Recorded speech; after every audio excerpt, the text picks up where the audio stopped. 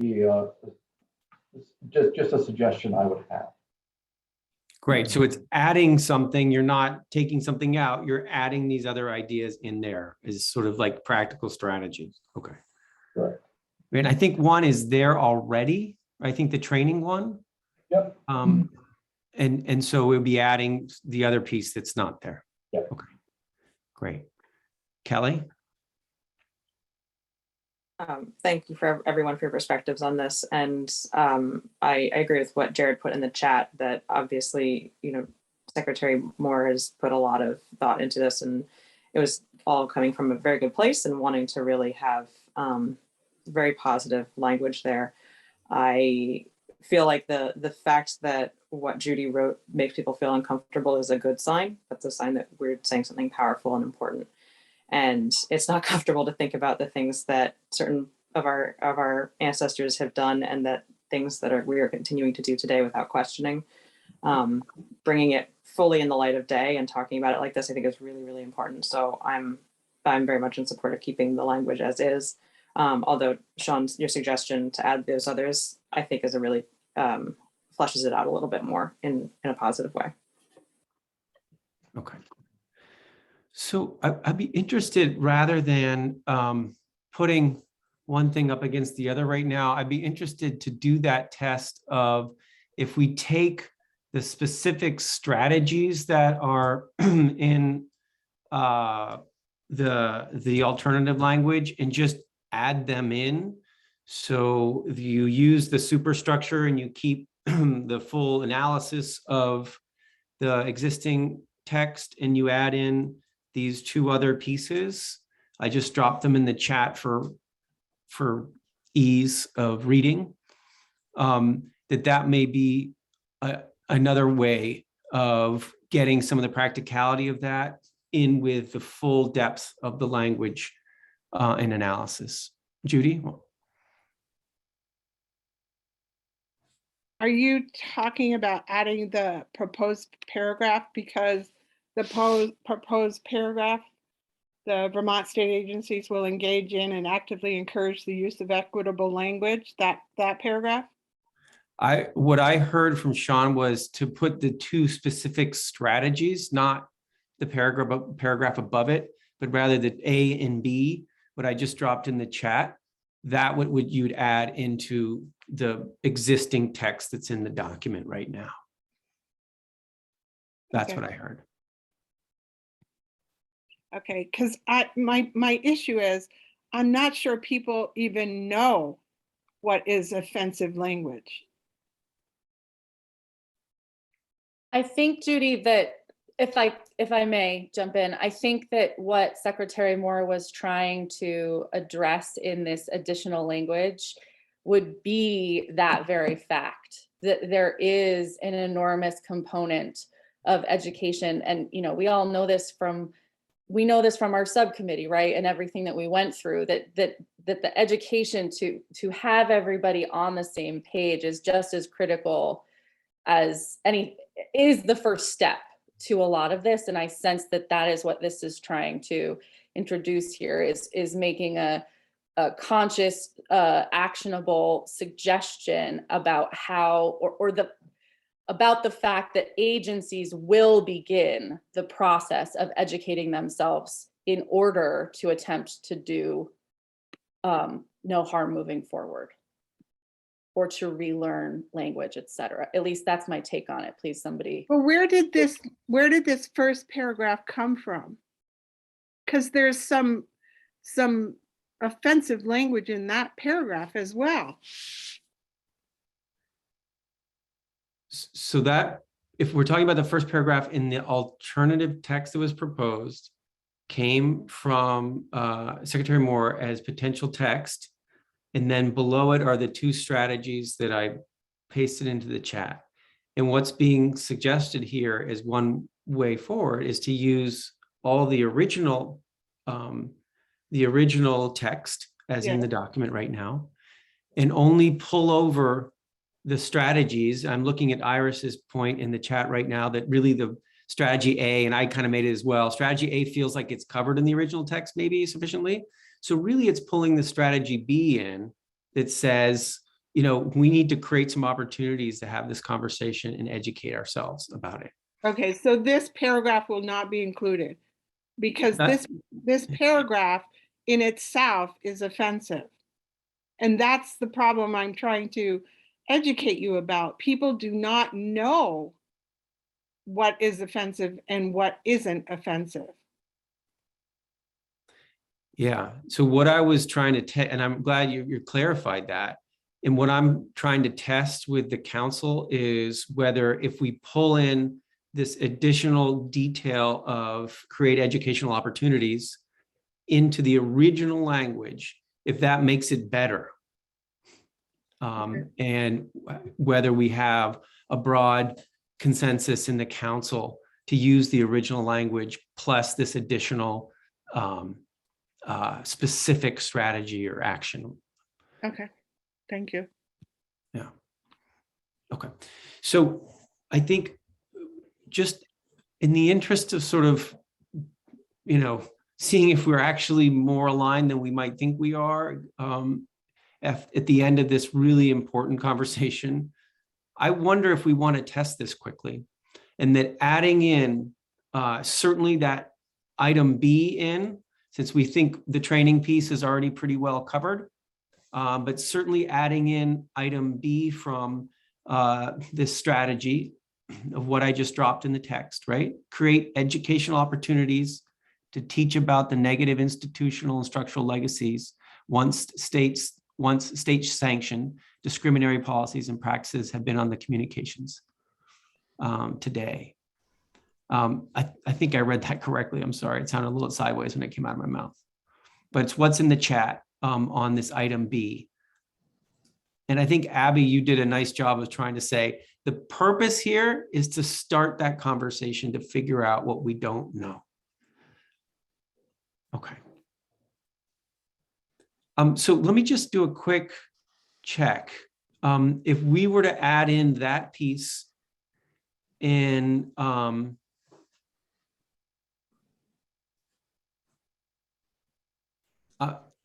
Sorry. Kelly, can you I'm help sorry, out? I read that back over and that doesn't make a lot of sense in writing. I was looking at the A and B in Judy's text and A and B in Secretary Moore's text. And I think that A in Secretary Moore's text adds a little bit more to Judy's text, whereas B, the two B's seem very similar to each other. But I think maybe they're obviously a little bit different, but that's where I see more overlap, is that both of the B's are very similar in what they're saying, talking about history and educating people on our history, but whereas. But see, I'm sorry, but that's the problem. To put inclusive language in there is, they don't know. So like they use all the time, high grade lumber, I don't know, wasteland, or low grade trees or low grade lumber. Those words come directly from the eugenics records. They come directly from the conservationists who were eugenicists. So to use the word inclusive, they would be using the same words, not even knowing how offensive they are. And so I don't think you can say that completely. You have to understand, I don't know where it does, provides brought with the importance of using inclusive language and how to avoid harmful racial discourse. So the difference there isn't a difference in this A and A, is there? I don't see one. But the point I'm trying to make is they have to know.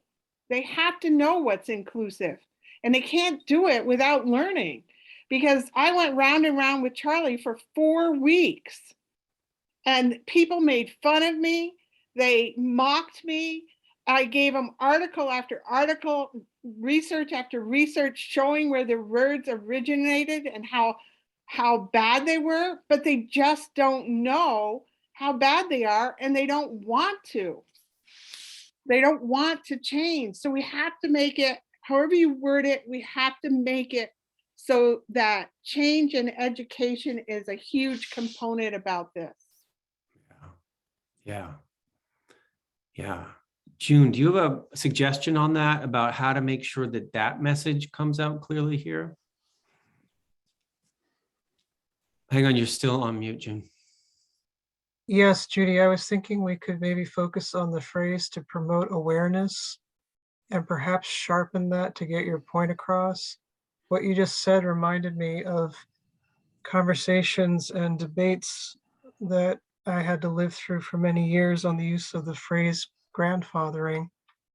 Very, very, very pervasively used in public utilities work, and for that matter in the law, and people didn't understand the decidedly repulsive antecedents of the phrase. So the kind of consciousness busting that you're trying to do is, in my experience, very, very hard work. Could we maybe sharpen to promote awareness to take the words that you just used? I'm trying to remember, did you say change people's awareness and make them understand the unacceptable antecedents of the language or something like that? Because to my mind, A is getting at training people to change. And maybe your concern can be addressed by sharpening exactly what it is that we're looking to change beyond promoting awareness. You're wanting them to use very different words and to cease and desist from using other words. Correct. So They can't make change until they're aware. to promote awareness and change language that, Can I make a promote awareness- go suggestion? ahead. Yep. Can I make a suggestion that I feel like B is in its intent is about that. So if you make that the first thing that we need to create opportunity for people to understand the legacy and the negative institutional and structural legacy, like that's step one, is creating that awareness and that understanding that Judy feels like she's shouting into the wind on. And that's sort of step one. And then you train on the basis of that. Does that get at it? It does, but then you have to make sure you identify who's going to be trained, because it's the state agencies that don't know that they're using these eugenical words over and over again. Yeah. Yeah. I think Kelly's throwing in the chat right now, right? And so, step one is education about the history and the legacy and the institutional aspect of this. Step two is the training, and it needs two state agencies, right? Which is in the state staff, which is in the text here about this. So does that feel like the sequential piece, that we start with this sort of educational awareness about the history, the things we don't know that we should know, and the second is training the state staff on that so that there is change? Yes. Yeah. Okay. So I wonder, folks, if that feels like what needs to happen here. We use the original text and we incorporate this logic in the specific actions where we start with a place from education legacy and we use that kind of language. We go to a place of training state staff and we have the full text below that says, yep, and here's the whole story, folks, or part of the story. And we use the original text with that. Okay. Yeah, and I guess my question to the council is, Iris puts in the chat, like, is it okay if we have a little editing moment in the afternoon? Or if folks want to take a break nowish and try to do to work on that, I'm happy to be part of that. So I just want to test with council members because I want to make sure that, there's 20 something of you. So I want to make sure that folks are coming along with this. Great. Yeah. Any concerns then in doing essentially what's been talked about right now in the chat? what I'm trying to explain is we use the basis of the original language, and then on the specific action items, we're focusing in on this sequence of an education piece first, and then a training thing of state staff second. And we give Iris, Judy, and or others that want to jump in on that some time to work on that. And we circle back, ideally later today, if not early tomorrow. Okay. All right. Does anyone have a concern with that pathway, with that way of working? And I see Secretary Moore raised her hand to be part of that drafting crew. So we welcome that as well. I'm always mindful of having too many cooks in the kitchen. So Judy and Iris, that's why I'm not offering to jump in. But I want to thank you for your willingness to give this another crack. It's very gracious of you. Yeah. Okay. Great. So it feels like one of those moments that calls for just like a breath. And I think a break is in order, even if it's short. And why don't we take a 10-minute break? Why don't we make it closer to 15 minutes and come back at 10 minutes to the hour? And we'll need to do an agenda update based on this, based on what we're doing here. And it's likely that we need to choose between one of two options. One is extending out our meeting this afternoon further, or two, scheduling some time tomorrow. And it'll be viciously hard to figure out which of those is going to work better for the majority of you. And so why don't we take a break, think about that for a moment, how you could rearrange your life in a way that would extend out this afternoon, or as a last resort, take some more time tomorrow. Okay. And we'll come back at 10 minutes to the hour, and we'll clarify our pathway for the rest of the day, and dive into the subsequent issues that we have still on our plate. All right, folks. Thank you all for this conversation. Thank you. And there's a lot of thanks in the chat, particularly for Judy, for Iris, for others that have been instrumental in these conversations. Okay, Jane, one last word before we head to break. Yeah, I do just want to really appreciate, as people take a break and think about how we get through this to Wednesday, that if we meet tomorrow, it will be near impossible to see a draft before we come back together on Wednesday. So I just want to appreciate that we're talking about a lot of revisions, a lot of edits, and Marion and I need to be able to provide those to you all. And so I just want to appreciate that working through as much as we can today provides us the space to be able to get a draft back to you all before we reconvene on Wednesday. If we meet tomorrow and we meet all day tomorrow, it sets us up for a very challenging situation. So as you think about schedule, I just appreciate that consideration. Thanks. Yeah, absolutely. Okay, we'll see you back 10 of the hour, and take a break, and see you in just a moment at 2:50.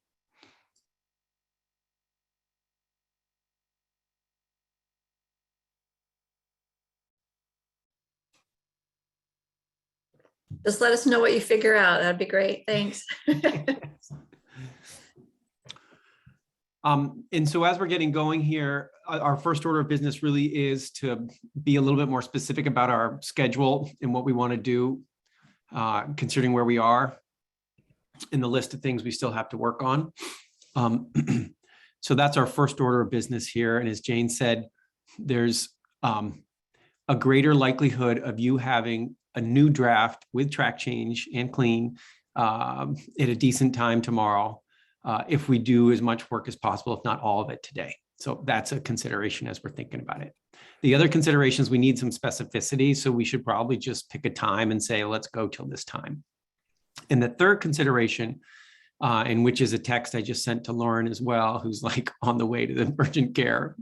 Oh my God, was if there's something that you can't be here this afternoon, and you want me to lift up your voice on a certain issue, to make sure that that concern or that issue, your voice is heard, even if you're not here, I am happy to lift up those voices if you tell me what to say. That's another consideration, because I know we do have competing times and schedules. Okay, so in that vein, and welcome back everybody, I think I'm going to propose something here and just test it with you all, which is, even though I know a number of you have hard stops in the 4 to 4:30 range, I'm going to suggest that we put 5:30 as our hard stop today. And we try our absolute best to work our way through these topics by 5:30 today. And then our plan B is we need to schedule a little bit of time tomorrow, whether it's the steering committee meeting or what it is. And I don't have a clear vision of that, Jane, or maybe you do. But my suggestion is we put ourselves a hard stop today at 5:30, and that we also agree, if we need it, there's a plan B for tomorrow. And I know we're going to miss some of you in the final hour or so today, but there's a big benefit in trying to get through things today. And so I just want to test folks' appetite for that. And I put myself out there. If you want to ship over to me some key highlights that you absolutely want to make sure are part of the discussion, I will commit to lifting those up during the discussion. Okay, so that's my suggestion. And then let me just quick check in with Jane. If we do need a plan B for tomorrow, what is our pathway for that? Is it using the steering committee block of time in the afternoon, or what are we doing about that? I have two questions. One, I feel strongly that if we do need a meeting tomorrow, it should be in the morning. And two, I have a question about open meeting law and the fact that a meeting for tomorrow is not warned and it needs to be warned 2 days in advance. So just a question, if there's some emergency meeting contingency where you can post and have one regardless of that open meeting law. I don't know the answer to that. So if someone else does, that would be great. Thanks, Jane. Okay. So, and obviously the reason to try to do this in the morning tomorrow is because that gives folks more time to make those changes and get a new version to you, so we can all sit and do the reading we need to do. Okay. And I've gotten some legal counsel that says if we warn it as a special meeting of the Climate Council, that we could post it for tomorrow morning. Those don't need notice. Wonderful. Okay. So we're not going to run afoul of the law, at least. Okay. So let's just check in, folks. I'm suggesting a hard stop today at 5:30. We do everything we possibly can to get the stuff done tomorrow. This afternoon. Our plan B is that we're going to set a time tomorrow morning to finish up the pieces that we didn't get to today. Okay. All right. Does anybody want to push back on that plan or suggest a different plan? I'm seeing a bunch of yeses in the chats. I'm seeing a thumbs up from Kelly. I know we're going to lose Chris Campany at 4:30, right? I think we're going to lose Secretary Flynn. I see June with a thumbs up. Thanks. I do know both Sue Mittner and Leslie Ann are rejoining later in the day and could stay. Right. So we'll actually pick some people up. Okay. Okay, so let's do it. Let's set 5:30 as our hard stop. We will fry our brains if we go any further than 5:30. So let's just have a hard stop at 5:30, and let's figure out if we can really get through the issues between now and then. Okay, we also will do some more public comment today, and that will probably be pushed closer to that 5 o'clock mark than what the 4 o'clock mark is in the agenda. So just as a heads up, we'll do some public comment, probably the 5 o'clock mark rather than the 4 o'clock mark. Okay, and I will say though, if members of the public are here and absolutely can only speak at 4 o'clock, and we're planning your lives around that, then we will make space for you. So just let me know, okay? Okay. All right. And we, like I said, we're going to lose some of you for 4:30. We know that. And if you have specific things on these topic areas that you want to make sure your voice is in the mix, message them to me, put them in the chat, do whatever you need to do to make sure that I'm aware and others aware that you have a pretty strong view that needs to be put out there. Okay. All right. So as far as I'm aware, and I'm getting a little feedback from Steve Crawley's mic. So Steve, I'm just going to thank you, Steve. Okay. Weirdly, I'm still getting it. Okay. I think we've solved it. I believe we have gone through our list of issues on cross-cutting pathways. And so we're okay with that. And that was a heavy lift because it had a really big conversation baked in there. That brings us to our next piece, which is getting into the cross-sector mitigation stuff. And here we had scheduled out on the agenda to start with transportation, then you go into buildings, then go into electricity, and then go into non-energy emissions pathways. Okay, so we've got those 4 things. We also, at the end of the day, have some other miscellaneous sections that are in this massive PDF, and Jane can point us to the ones that we haven't already had comments on. And so those are going to wait for us at the end of the day as well. Okay. We know that there's some hot button issues here, although there's not a ton, as far as I'm aware. So let's see how we do as we go into this and start in the cross-sector stuff, cross-sector mitigation. Okay, transportation is the first place. All right. Transportation, we know, has this very tricky issue of our good friend TCI. And if you remember a week ago or 2 weeks ago, when we had a fairly significant change in the external context on TCI from Massachusetts and Connecticut, and it was signaled that there would be some new language. That new language is in the version that you've been reviewing for the last week or so. So that change that was promised has been in the document since a week ago. So we know that TCI is probably something we're going to want to look at here. There are other issues in transportation that we could lift up if we need to. And I think there was something in the chat earlier from you, Secretary Flynn, of issues in transportation. So we know we got a handful of things. What I'd like to do before we go there and just dive right in, I'd like to do our process where we just take a temperature check of how we're feeling about this overall section and our ability to just say, you know what, I think we captured it. I can live with this. And so if you go forward on those little tabs underneath in your voting sheet, your polling sheet in the Google sheet, the next tab over from cross-cutting pathways is transportation. And that tab, the very first column, is adopt the section as is.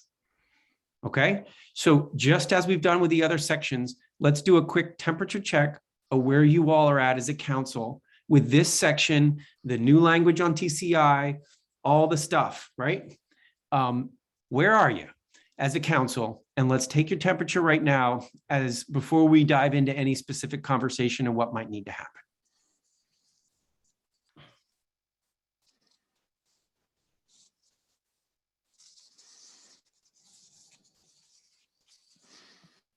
I'll just give everybody a moment to get oriented.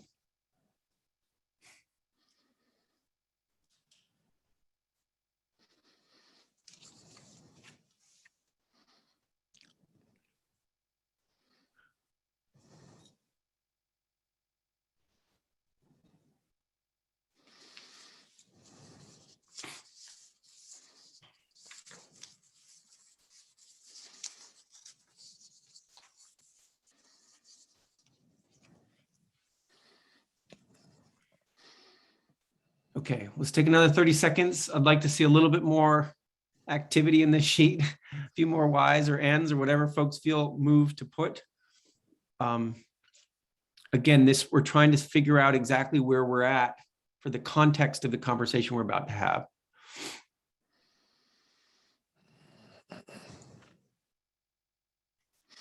Oops.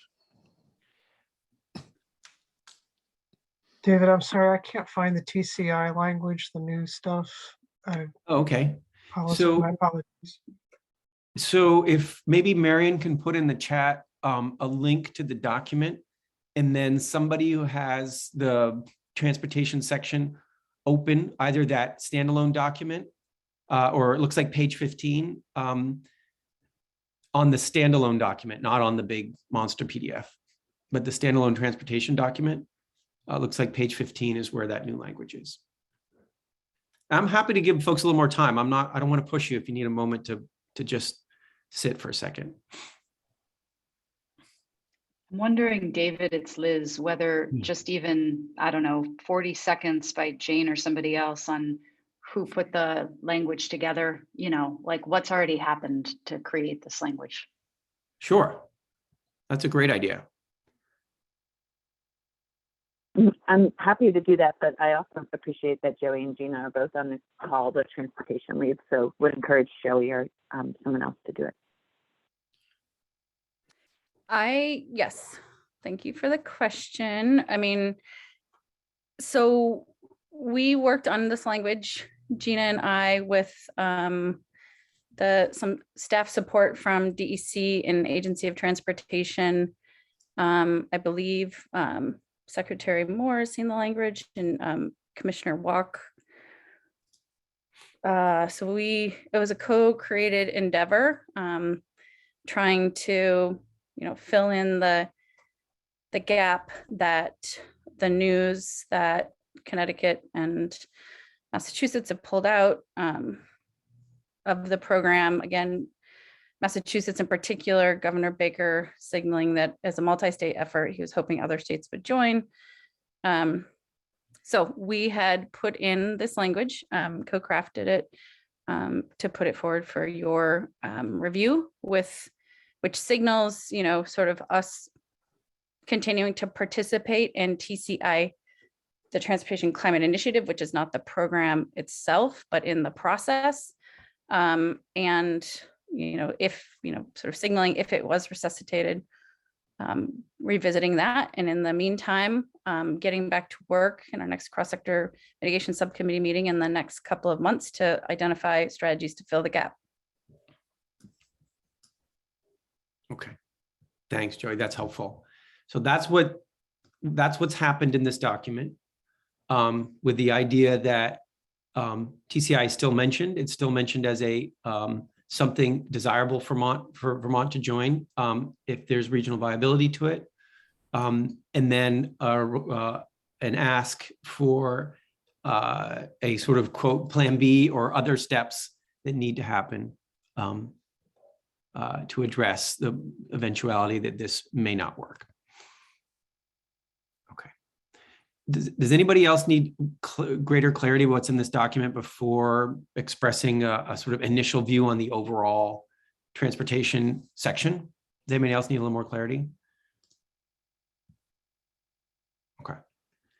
So I'm just looking, our numbers are low now, so I don't know if that's because we've lost a lot of quorum or whether just folks aren't voting, but right now there's, I can share my screens, what's there.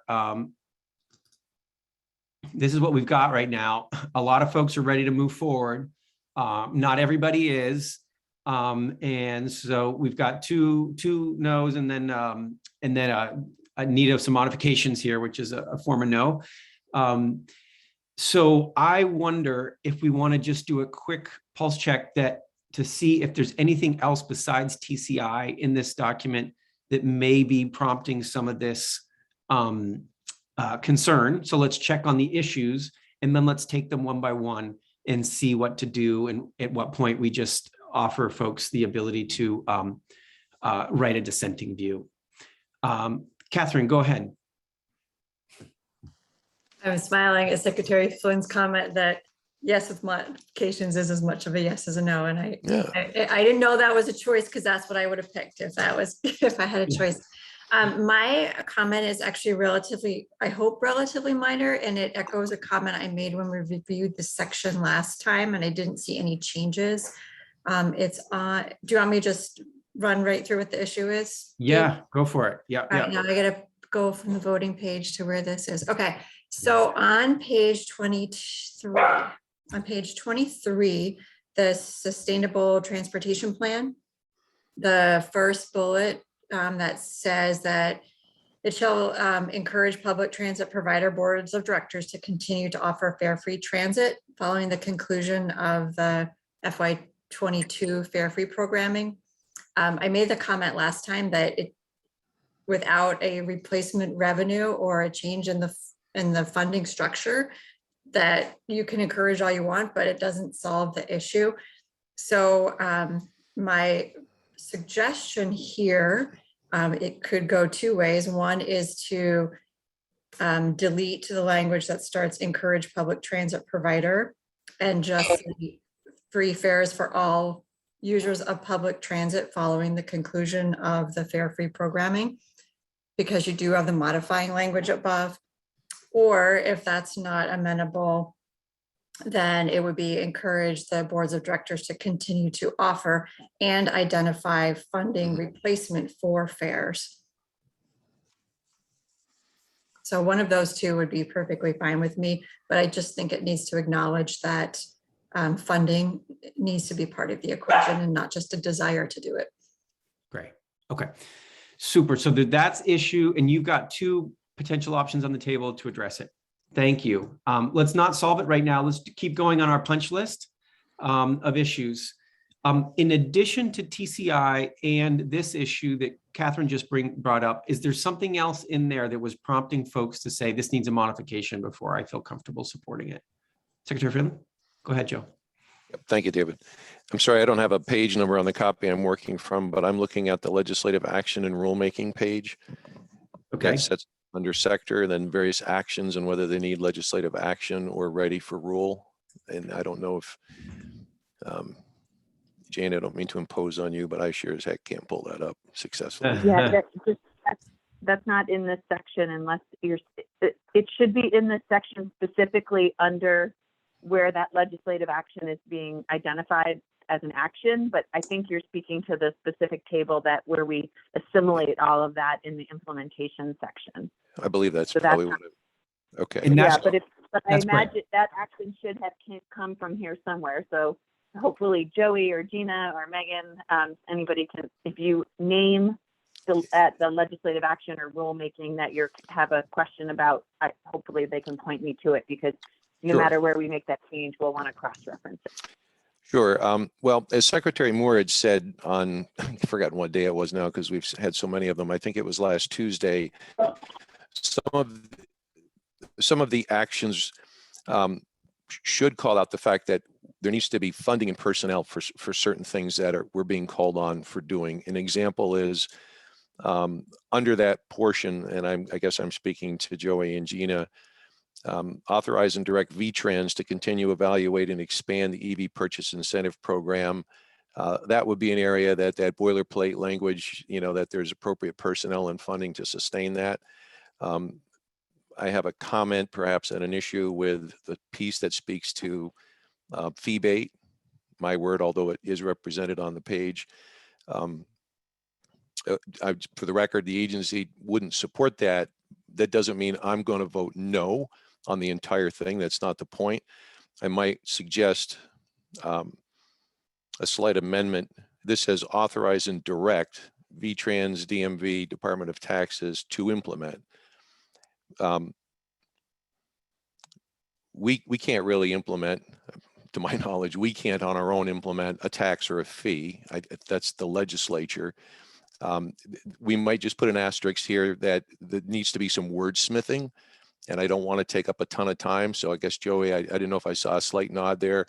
Happy to, and I realize we don't have any time to do wordsmithing, but I don't mean to, grind this to a pulp. But again, for someone who's going to read this, it needs to be correct and reflect what we can do and what we can't do. And we can't implement a tax. The legislature can only do that. So there's that issue. Then under the area where we talk about appropriate and invest eligible ARPA dollars, at the base of that block, it says implement allowed investments in transportation infrastructure and other projects through the AOT prioritization process that align with the actions within the transportation sector pathways of the CAP. I just need to be clear and comfortable with what the maker of the statement, intends that to mean, because we have a very specific project prioritization process, one that uses asset management and involves public input, but it's a process that was designed between the agency and the legislature. And so I'm not trying to be dismissive of input, and Gina would know this, having worked at the agency, and I know Michelle is on the line, and several of you are familiar with the way the agency rolls in this space. The current project prioritization process was a process that has evolved, in part with the decisions by the legislature on. And so in other words, we don't just willy-nilly choose things, or the loudest voice or the most senior person in Montpelier in the State House gets a project. That's passed. So I would only offer some clarification language. It says, I think, the same thing. And that would be infrastructure and other projects through the AOT prioritization process, which includes extensive public engagement and input as directed in statute. I think that that's important, just to connotate that there is a process today. And if the climate action plan intends that the agency differs dramatically from that process, then statute would need to reflect that. And I'm just trying to avoid us getting in a box that we can't execute what the words say because they conflict with statute. That's all. And so perhaps surprisingly, those are my only two significant comments here. I could That's go great. into more, but in the expedience of time, I think I could live with the rest. Thanks, Secretary Flynn. That's really helpful. And so what we're going to need to do with those is we're going to have to throw those up on the screen and really look at, and then look at that text that you're suggesting. And we'll do that in just a second.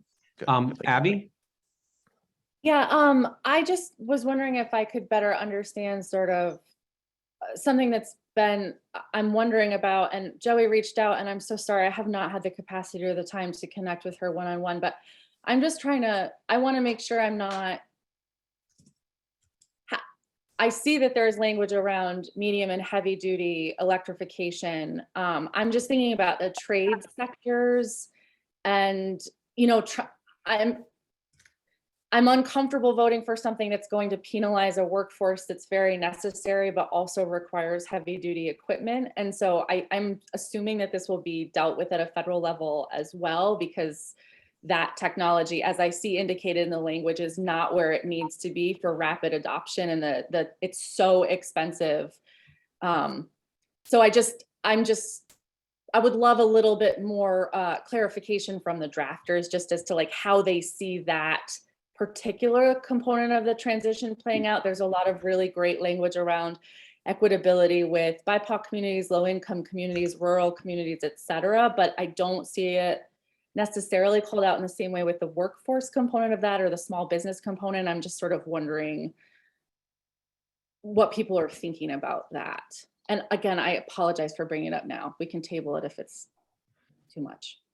Got it. Okay, well, let's name it as an issue that you brought up, and we'll figure out a pathway, whether it's tabling or the other. David, just really quickly, no, I appreciate you putting that out there, Abby, and it would be helpful to me to, because it comes up in a few different places, if there's one, or are you thinking writ large, the medium to heavy duty sector? Because happy to talk about that. But there's a couple of places where we've tried to recognize that it's definitely not as ripe yet. So if there are specific components that are problematic, but if it's an overarching concern, I get it. And I'm happy to talk more about that for sure, now or later. Great. Super. It's on our list. So we're going to do something with it today, one thing or another, whether it's just to table it or to do some quick fix. Secretary Moore? Sure. So one of the things I flagged is very much the issue Abby had just raised, particularly as it relates to pathway to strategy 1 and signing on to the clean truck rule. It indicates that sort of there's an assumption about available funding for incentives.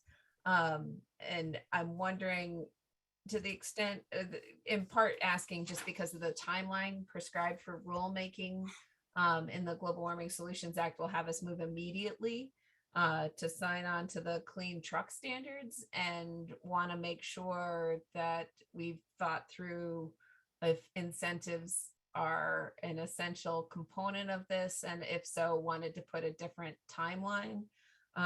Also would just flag the league implementer, probably the legislature needs to be added there, and sort of following on what Joe had said about the funding lies with them as opposed to the agencies.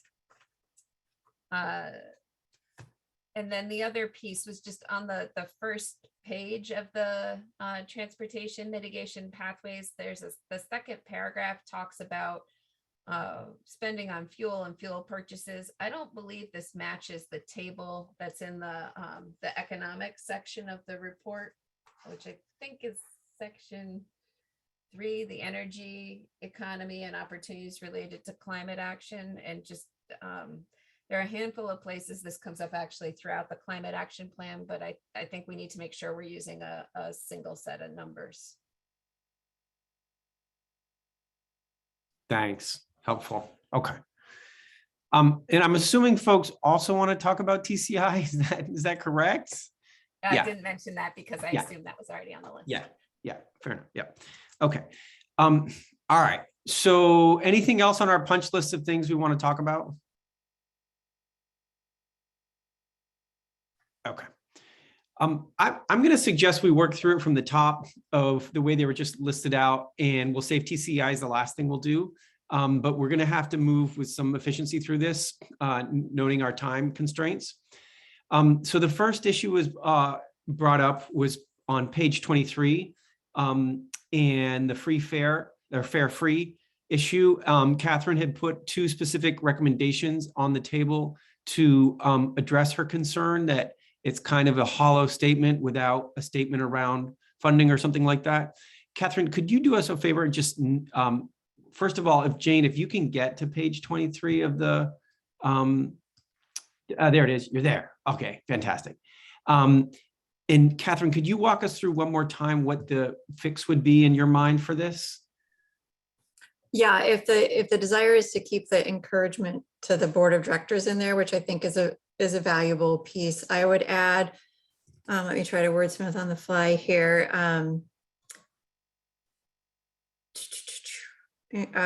So maybe it's just at the beginning of I'm sorry, I'm thinking out loud. I can't remember what I said when we talked about this first. So after it says all public transit users, I would add language that says, and identify funding to replace fares, to replace these fares.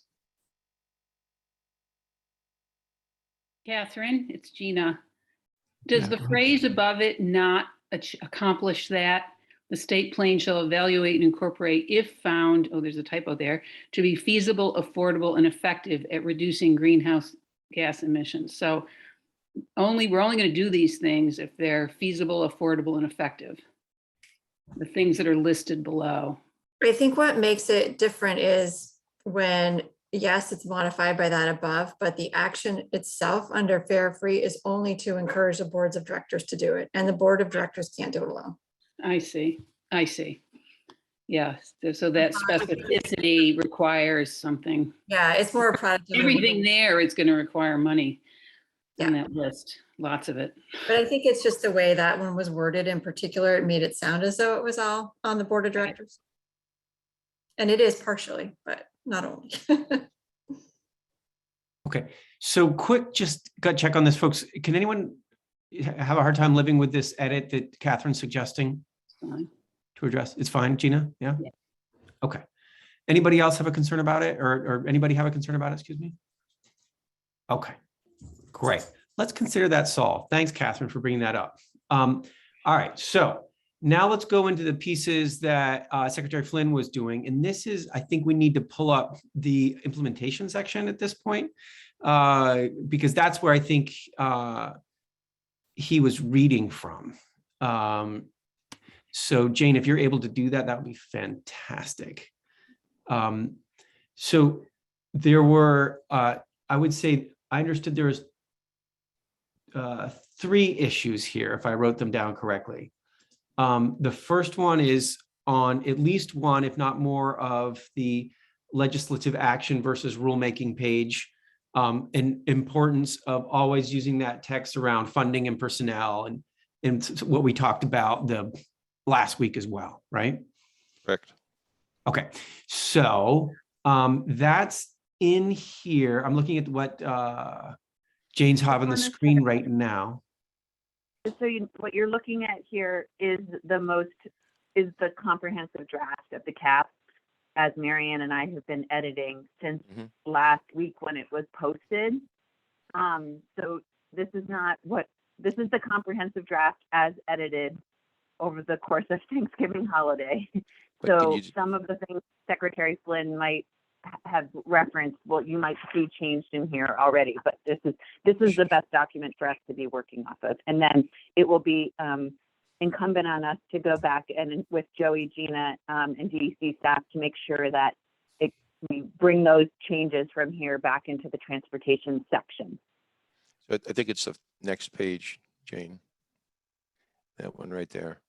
So right there at the top of the page, it's just off to the right for comments under notes. And I'm following what Secretary Moore said last week. There were several, thou shalts for A&R, and she commented that along with those must come personnel and funding. And so whether or not under notes that's reflected here, but I think that needs to be advanced so that if in fact this is adopted and something acted on by the legislature, people understand that we can't keep accepting more responsibility or expanding programs with the same staff that we might have. The next one that I brought up was, I'm not sure what page. It's really hard to read the size of that. I got to be honest with you. Yeah. Hang on. Let me go to full day. Oh, that's helpful. Somewhat. It's the one that speaks about the fee bait at the end of the block. And I appreciate Jared's comments. We might have a slight difference of opinion on that, but my point is that we cannot enact fees solely on our own. It has to be through a piece of legislation.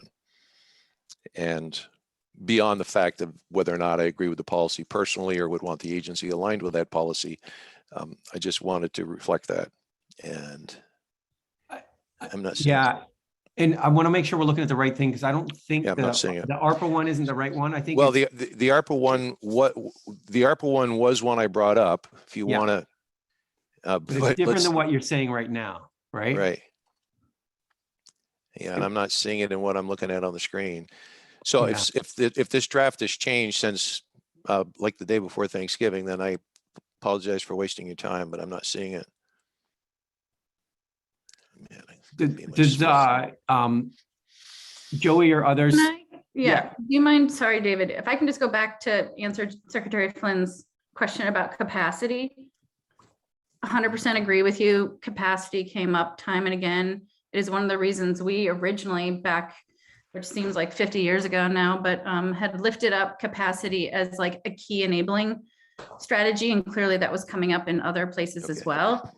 But I just want to support and underscore your point about the need to have the sufficient staff capacity and the funding to make those additional potential positions possible. So I don't know if, I mean, I feel like we have long recognized that. We have, I mean, people will likely remember too that we had put TCI on the table, not just as a program that would reduce emissions in general, but also as a revenue raiser. So one potential funding source would be that and others. So I just want to support what you're saying. And so I don't know, David, in terms of process, if it feels like we're going very fast, and I'm just wondering if we can answer one question and move on to the next. Okay, great. So if I, well, don't move it, Jane, move it, just, you had it. Just go back up, there you go. All right, no, stop right there, please. So the last full block, authorize and direct staff and, man, this is so VTrans, AOT, and consultation with ANR. No, that's not it. I apologize, folks, but that font couldn't be much smaller. So it was just there, authorize and direct AOT to develop, that's the one about the driver ed, I believe, and that got correctly wordsmith. That should be the Agency of Education, not us. Could you scroll up, Jane, a little more, please? No, I'm sorry, I meant maybe the other up. Down. The page goes up. You scroll down. Thank you. Well, let's deal with the ARPA one while we're here. That's the one where I wanted to wordsmith. Woo. That's the one where I wanted to just refer to the AOT project prioritization process, which includes what's called for in statute. In other words, the last sentence of that where it says that align with the actions within the transportation sector pathways of the CAP. Just prior to that, I would recommend we identify the AOT prioritization project process, which includes extensive public engagement and input as directed in statute. In other words, I'm just asking that we reflect the fact that statute already speaks to a process. And if the process is, if there's a desire to change the process, it needs in part to work with us through statute. That's really all I'm trying to say. I don't disagree with the intention. Right. Okay. And Sounds good. all right. Okay.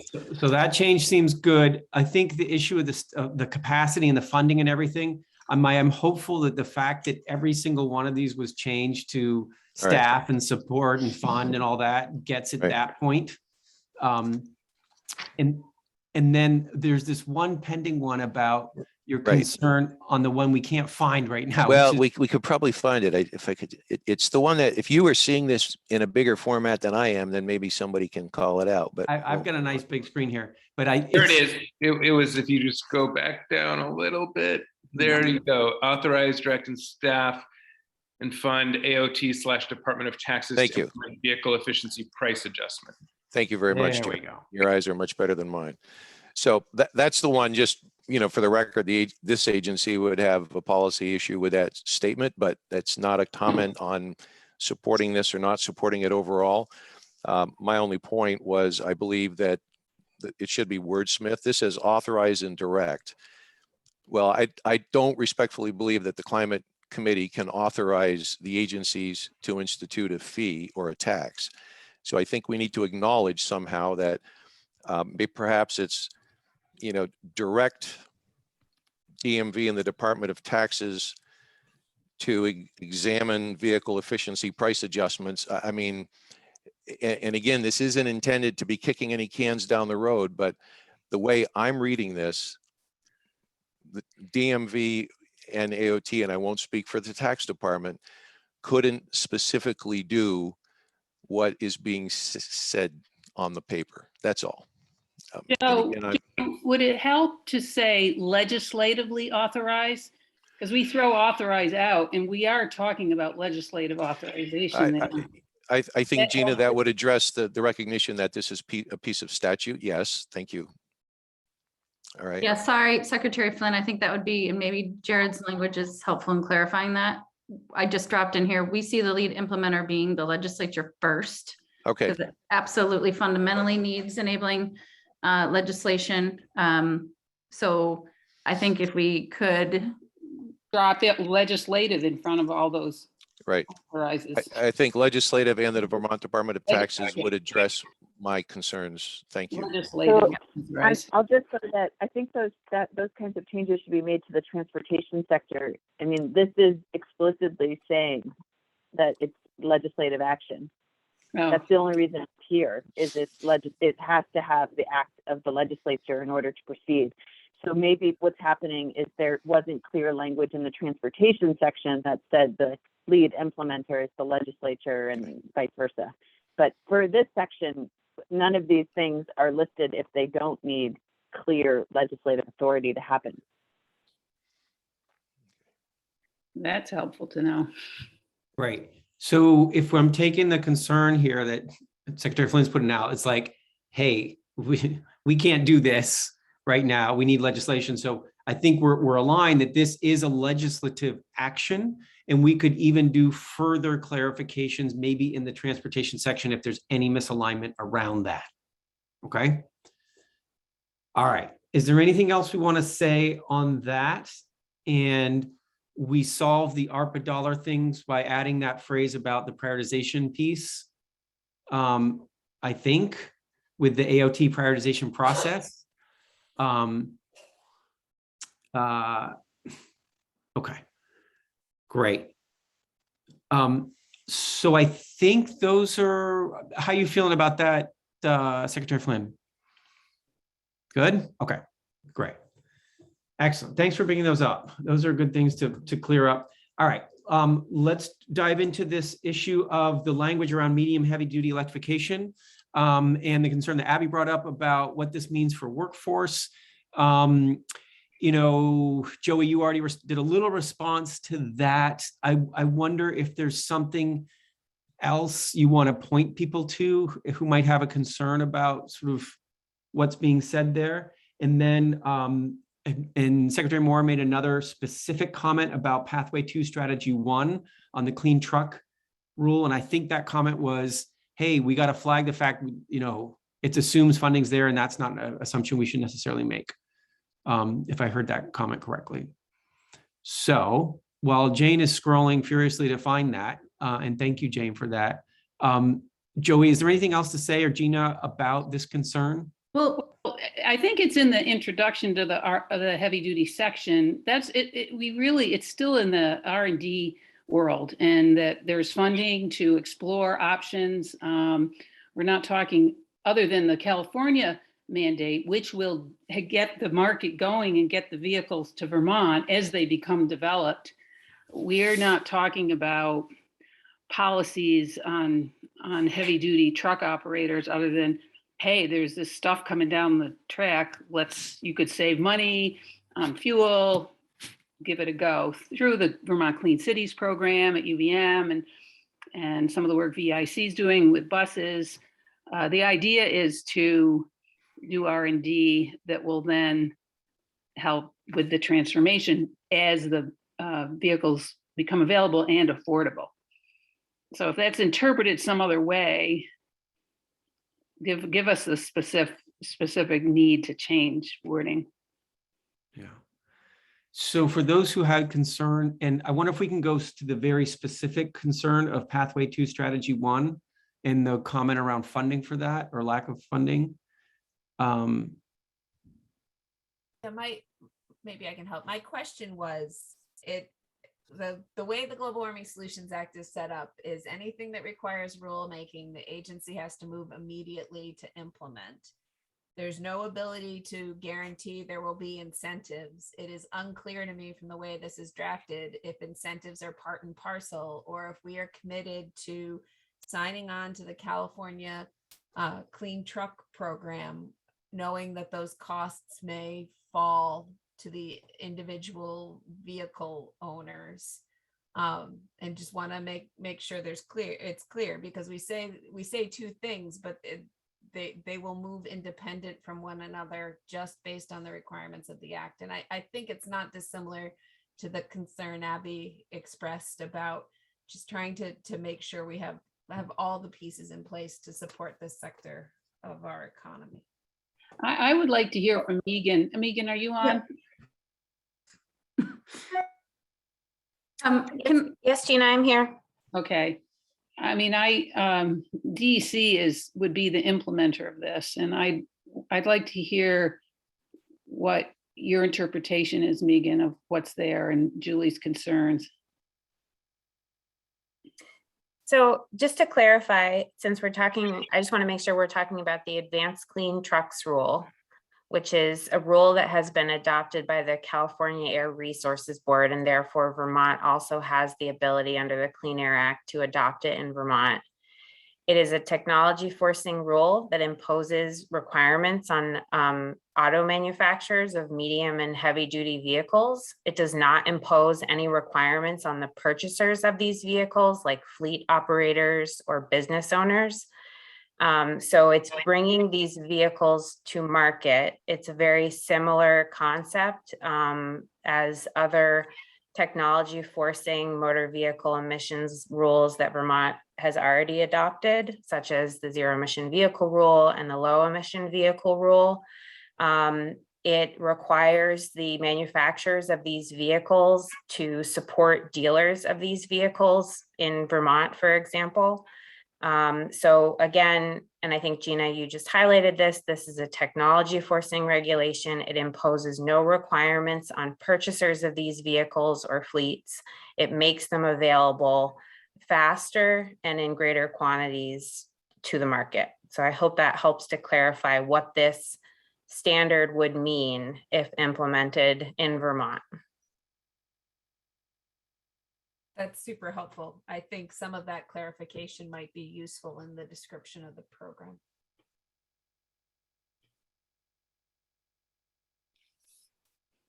I keep putting myself on mute because my dog is barking. Would it be a helpful clarification in this to put a line that essentially says what Megan just said? That this is a technology forcing thing that makes requirements on manufacturers, not on buyers. Yeah, Put a sentence like that in there. So the title of this technology- strategy is already technology forcing regulatory program. So I hope that that is clear, but we can add additional text to explain, historically how these rules have functioned in that space, if that would be helpful. Yeah, technology forcing, I mean, is somebody who's only an inch deep in most of this stuff. It was jargon. I didn't know what that meant. Right. So we can provide some plain English about that. Yeah. I would just second that. That was my concern as well, that maybe some more language would be helpful. Believe me, the jargon police have been all over this. Yeah, apologies. The biggest jargon hater. Yeah, that's what happens when regulators start writing these things, I suppose. Sorry, everybody. Okay. All right. So we'll add some plain language on that. Is there anything else we need to say about this issue overall, though? Is there anything else that folks, would make a big difference for folks that's not here right now? Okay. So why don't we consider that to be the resolution for that, is some plain language about what this is and what it isn't. Then there's one more piece before we get to TCI, which is the numbers thing. Numbers that we have in the intro of this section versus the numbers that's in the sort of economics piece at the front of the cap. I don't know if there's like a tension in that or whether that's just like pick one, or I'm not sure what to say there, but I certainly heard an interest in making sure we're using the same numbers. Joey? Yes, we would like to use the same numbers. I think that the numbers that came out that Secretary Moore is referencing came out fairly recently, so they just hadn't been incorporated in yet. So I'm happy to work with Jane or have Jared and Jane, if you guys can take the lead.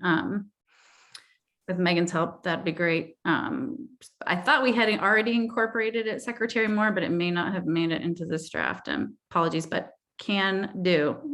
Because there's no rub with it. It just was a timing and probably got lost in the shuffle issue. So thanks for raising. Yeah, there's a handful of places throughout the document where I sort of assumed the table in the economics section governed. If it doesn't, there's some more wrinkles that need to be ironed out, but this is one where they 50% of or 60% of every dollar spent on electricity stays here. That table says 50%. And there are a number of those. So I think, yeah, it needs a scrub. And I'll just note briefly that so one set of those references related to a previous estimate from the Agency of Commerce and Community Development that was just updated in the last few weeks as part of this drafting process. So the table you're referring to, Secretary Moore, has updated percentages. And I just want folks to know those percentages change every year, depending on what the kind of commodity or the wholesale versus retail price of fuels is. And this year has been, quite a year for fuel prices. So I would just note that those numbers do change over time. And that's not abnormal. Ken Jones, if people want more, if he's on, could speak to it, but hopefully it's just reconcile it and move on. Yeah, I would suggest, in the interest of time, reconcile and move on. I mean, over the next 24 hours, and then get the most recent version and run with it kind of thing. Okay, great. So that should be that, unless somebody else has something to say about the reconciling the numbers. Okay, great. So we've arrived at our friend TCI. And so as Joey walked us through, what's been changed in this document as a result of the developments with Massachusetts and Connecticut is this sort of more conditional thing of, Vermont should join it when it's, well, why don't we pull up the text one more time? And then Joey, you all put in this importance of looking for the alternative should TCI not prosper, right? So there's a specific mention to that if I'm not mistaken. Is that correct? Okay, great. And I remember the last time we talked about this, there was a comment from Jared or somebody saying, let's just make sure we have some, urgency in that and some clarity on that. And so it's not indefinite. So let me just check and with folks who want, maybe let's start with questions. Are there any questions to the drafters of what's actually in this document now that we want to clear up before we move forward on this next piece? Any other questions on TCI and what's in the new document?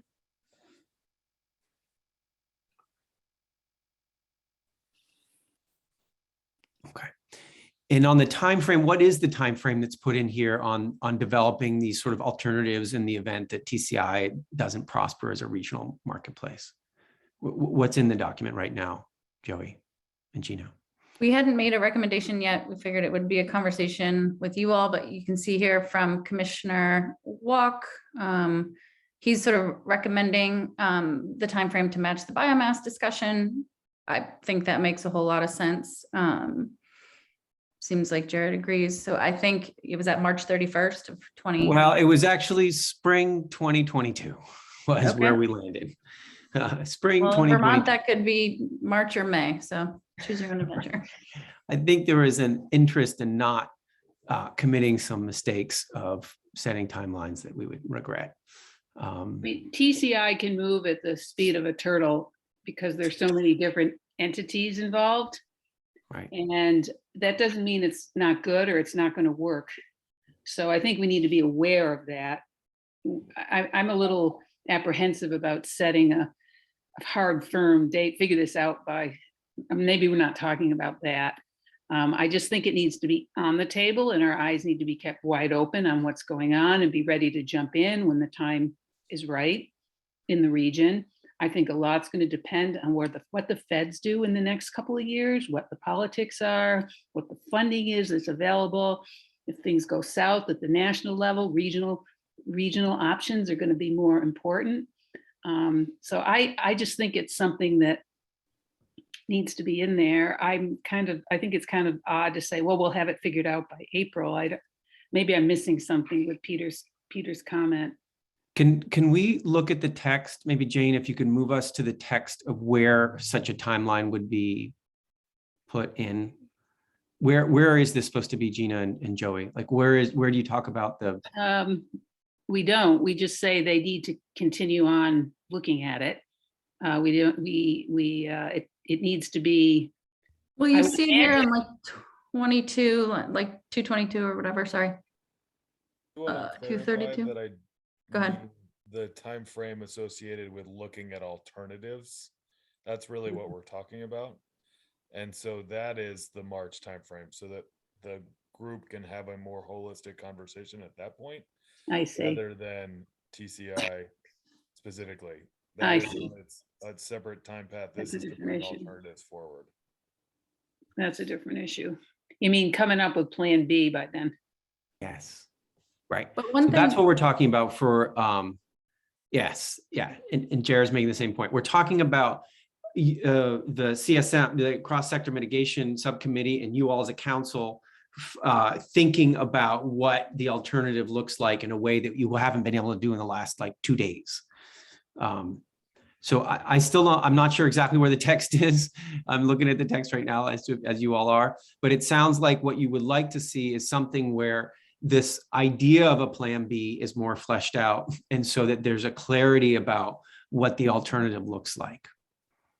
Okay. I think that should go on line 234, right after it talks about participation in TCIP. Like right there is where we should, right there is where we should put the date that we're aiming to have this done by.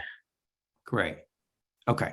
So we can add something right in there that speaks to that we want to have a sort of analysis by then of what it looks like if So we have to do I would something else. respectfully disagree that I don't think that's where that goes. That relates to the discussion about TCI in front of the legislature, not the alternatives analysis review. Yeah. Oh, okay. So where would you put it, Peter? I apologize. I am on my laptop and can only see the very tiny screen. Okay, yeah. I think at the end of the preceding sentence could work. I agree with that. That's about the comparable or programs or other policies or programs that would reduce emissions to a similar degree. So Wait. Okay. I wonder, folks, because this is a little tricky to do in real time, but what I'm hearing is you want to see in here some sort of mention of a time in which you have done this analysis of additional actions or other potential viable actions, right? And the swiftly, right, that Jane just emphasized there is probably where you can be more specific. That's great. Okay. Oh, no, swiftly is about joining TCI. That's not about doing the alternative. Not about the alternative. Yeah. I think if Make me a we note get that we want agreement that time. on the time that people are comfortable with us coming back with options at some date in the future, we can figure out where to put the words. I Great. think we need to mass edit this one. Yeah.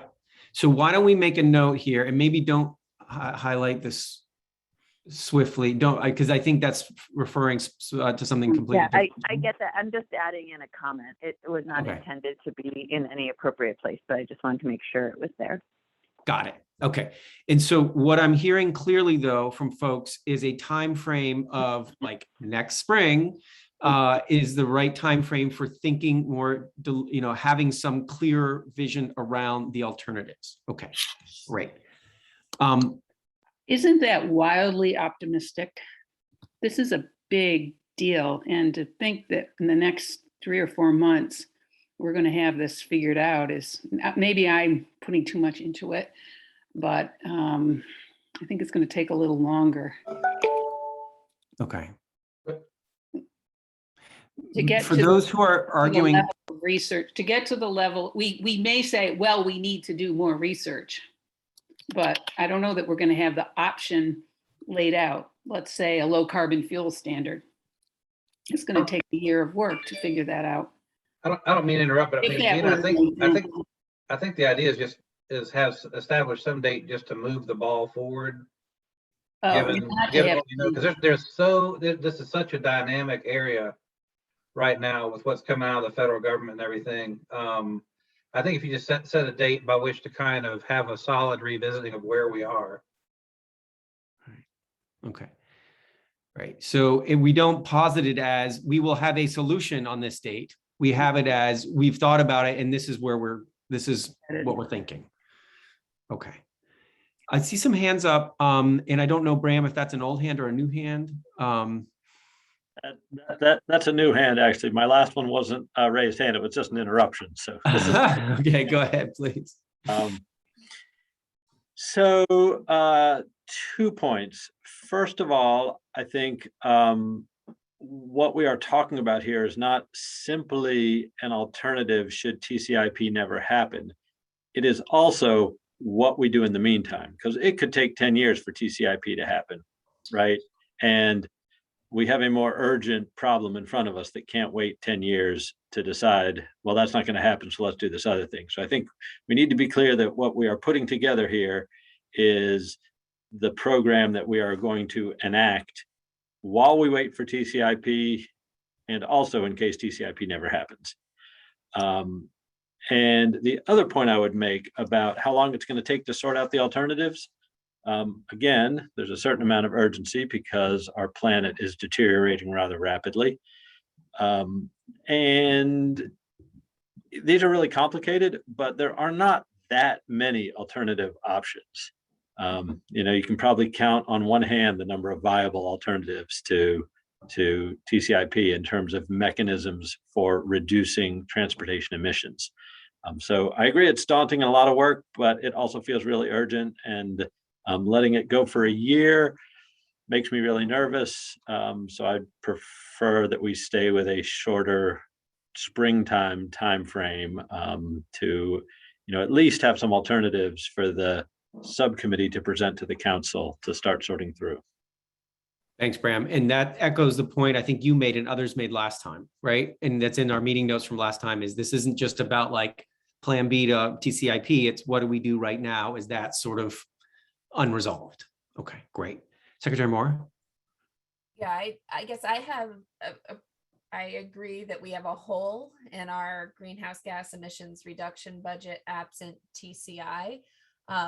That said, I have concerns about sort of asking the legislature to do things when we don't know if this is a viable route, and would suggest striking essentially lines 234 through 244. I think that doesn't make sense while we're working to build whatever our alternate set of recommendations is. It's a very specific directive for something that may never come to fruition. And I don't think that that's a reasonable use of people's time, given everything else we're going to be bringing to them right now.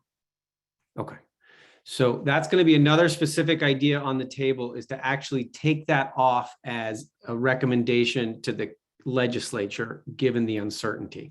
Let me park that to one side for a second as a potential different language. And let's do a couple more comments, and then let's figure out what we want to actually test in terms of your temperature check. Rich? I wanted to address the timing question, and I think I'm in the same ballpark as Bram. I think we should have in mind that this will be kind of a dialogue with the legislature in the coming session, and that we should commit to bring our proposals for action and/or study back to the council by within a month from the end of the legislative session. We're asking the legislature here to take some actions, and they will influence what we may be enabled to propose. And so I'm thinking more like June than March to come back to the council. Okay. Great. And I think spring 2022 kind of gives us that flexibility, but I'm glad to hear that rationale for it. Yeah. Joey and then Jared. I think the spring 2022 also gives us the flexibility, David, but as soon as possible, because of how big of a hole this leaves, is obviously very important, but the work needs to be thoughtful. So threading that needle will be the work that we have ahead of us. At the same time, I mean, there's a couple of different ironies to me. I feel like, again, there's reluctance to participate in this program by at least one really critical state and governor, because of the fact that there weren't other states partnering in it. We're about to stand up potentially and partner in it. And the program is now sort of on life support. What we have put forward is something to sort of hold the line if the program, which has been, again, under a decade in development, in hopes of resuscitating it, it is a regional program that will reduce emissions to the cap and raise some revenues that we thought were pivotal to some of the programs we have put forward that we want to expand, as well as to put the potential matching funds that we're going to be scrambling to find resources for through the infrastructure bill, likely required 20% matching funds. So I think, it's a pretty big gap. I think what we have tried to put forward here is a placeholder for staying at the table related to TCI, and then also continuing to do the work. I would also note that I think what we have put forward here, and just respectfully disagreeing with and would not be in support of Secretary Moore's proposal to sort of strip the work in the ask of the legislature to enact a complementary policy for two reasons. I mean, another piece of it is that we were sort of, not too long ago, of talking about a stepped process in terms of the legislature wanting and should, act first to create the complementary enabling legislation to receive the revenues, and then a policy to put in place a process for more equitable process and consideration of where those, dollars go to support greenhouse gas emission reductions in the transportation sector.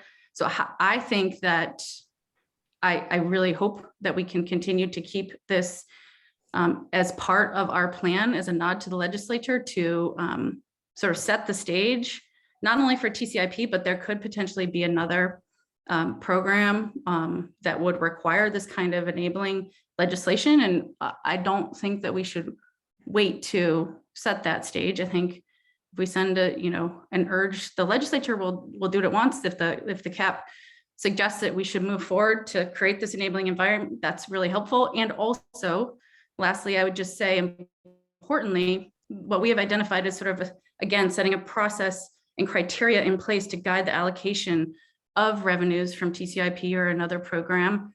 And that would be helpful, we thought, in service of the federal dollars that are coming down. So not singularly in service, sort of creating more like equitable process that could inform more than just what we are nodding to here. So I think it's really important to keep in and to continue to do the work sometime by spring of 2022.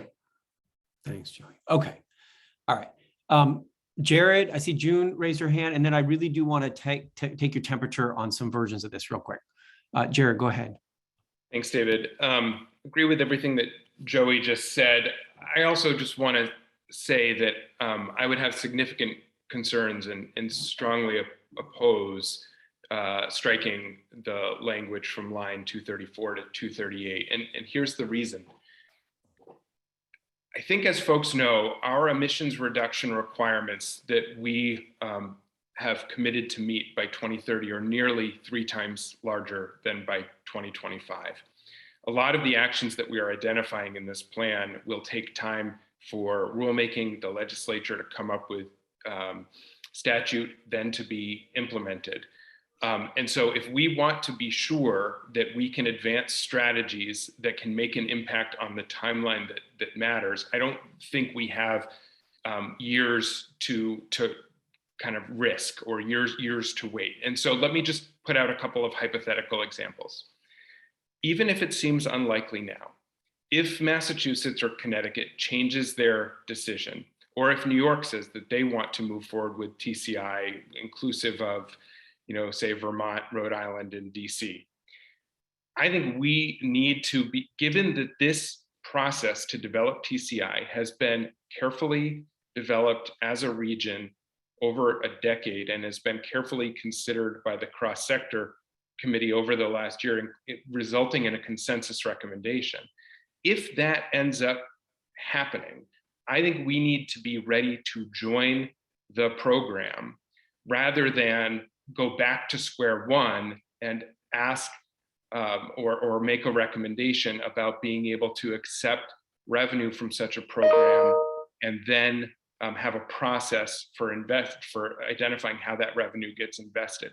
I worry that if we strike this, it leaves the potential of further delay that we cannot afford, especially when we had already arrived at a consensus that this was the appropriate thing to do as a subcommittee and as a critical piece of the puzzle in terms of adding the strategies and actions adding up to actually hitting what we need to, less so in 2025, but more so in 2030, which we need to start on as soon as possible. So I just want to say, I think that would be a very significant change that I would strongly urge folks not to support.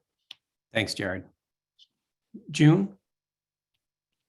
So I first want to acknowledge that the lines 235 through 237, 38, the parts that Julie has recommended stripping out, I want to acknowledge that those are heading in the direction that I very much was in favor of. meaning that this should go back to the legislature for further deliberation. I think there's a reason why we have consistently pushed TCI down the road in our deliberations, because I think we're aware on some level that there's a certain amount of dug in opinion on both sides about this proposal. If I were queen for a day with a magic wand, I would insert the words "consider enacting" on 235 as a way to move past what I suspect David is going to prove to be a close vote. I could be wrong. I don't think it's a secret that Governor Scott does not favor joining TCI. I also don't think it's a secret that I've been on record saying that I think in principle it's good policy. And I think what Secretary Moore is saying is that of all the things we have to do right now, there's a question mark as to whether this particular endeavor is the one that rises to the top, given the dramatic change in dynamics that emerged after Connecticut and Massachusetts made their announcements. So, David, I suppose we do need to call the poll here on this, but that would be my suggestion, that we signal to the legislature that this policy warrants its attention, and then the legislature should decide at this point whether that is how they welcome spending their time right now. And meanwhile, I am very interested to pursue the path that Bram was talking about of what might one do in the interim. And I think Rich has made a good point that one ought to think like June and not March. I'm kidding, Rich, that's a joke. I know you're not thinking like I do, but I do think you're identifying the month of June is probably the most realistic thing we can do. Thanks. Great. So before we make additional changes to this document, I want to test something. I want to test people's ability to live with the document as it's drafted, with this additional piece that Jane's been flagging, not where it is flagged on the Swiftly piece, but in this document flagged that we need some greater clarity, not just about Plan B, but what we do in the meantime while things are still nebulous on TCI, right? So that needs to happen. We're putting in there spring 2022. So that language will be in here. But before we do a change of potentially stripping out, sending this to the legislature, or doing what June says, like should consider enacting, before we do that, let's just test this language the way it is now, with the one change, which is being clear about the time frame for coming up with the ideas for what to do in the meantime in a Plan B approach. Okay, so what I want to do is go back to our sheet here, and our Google Sheet, and maybe Cameron can help us with that. And under transportation, there we go. Cameron, you're fast. Thank you. I would like to do a quick poll on this. How many folks can actually live with this the way it's drafted now, with this modification of being clear about the time frame for the spring 2022 for being not just Plan B, but also what to do in the meantime. So I'll ask everybody just to do a quick gut check on this as a starting place. Can you live with this, or can you not?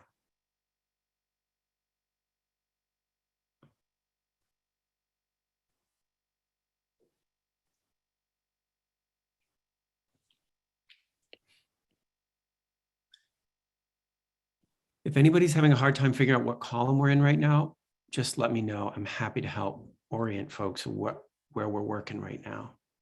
This is one of these times where it's really important for everybody to express a preference.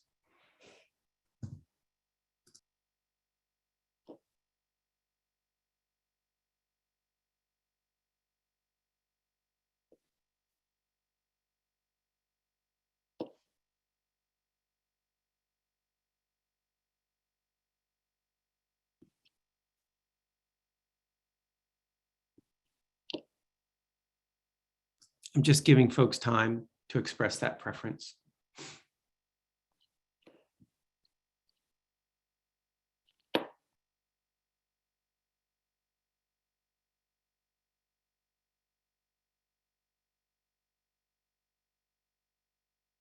Okay. Anybody left out there who hasn't been able to express their preference in this?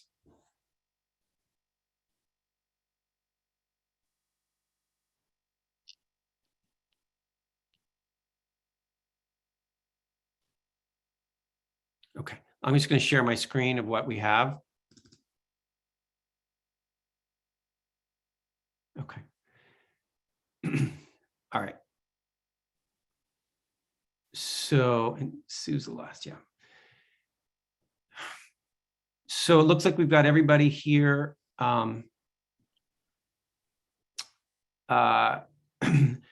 This feels to me like something that might be called an overwhelming majority. I am looking through the list. It looks like everyone except members of administration are comfortable with this. I'll just name that as something I'm seeing here, not judging it at all.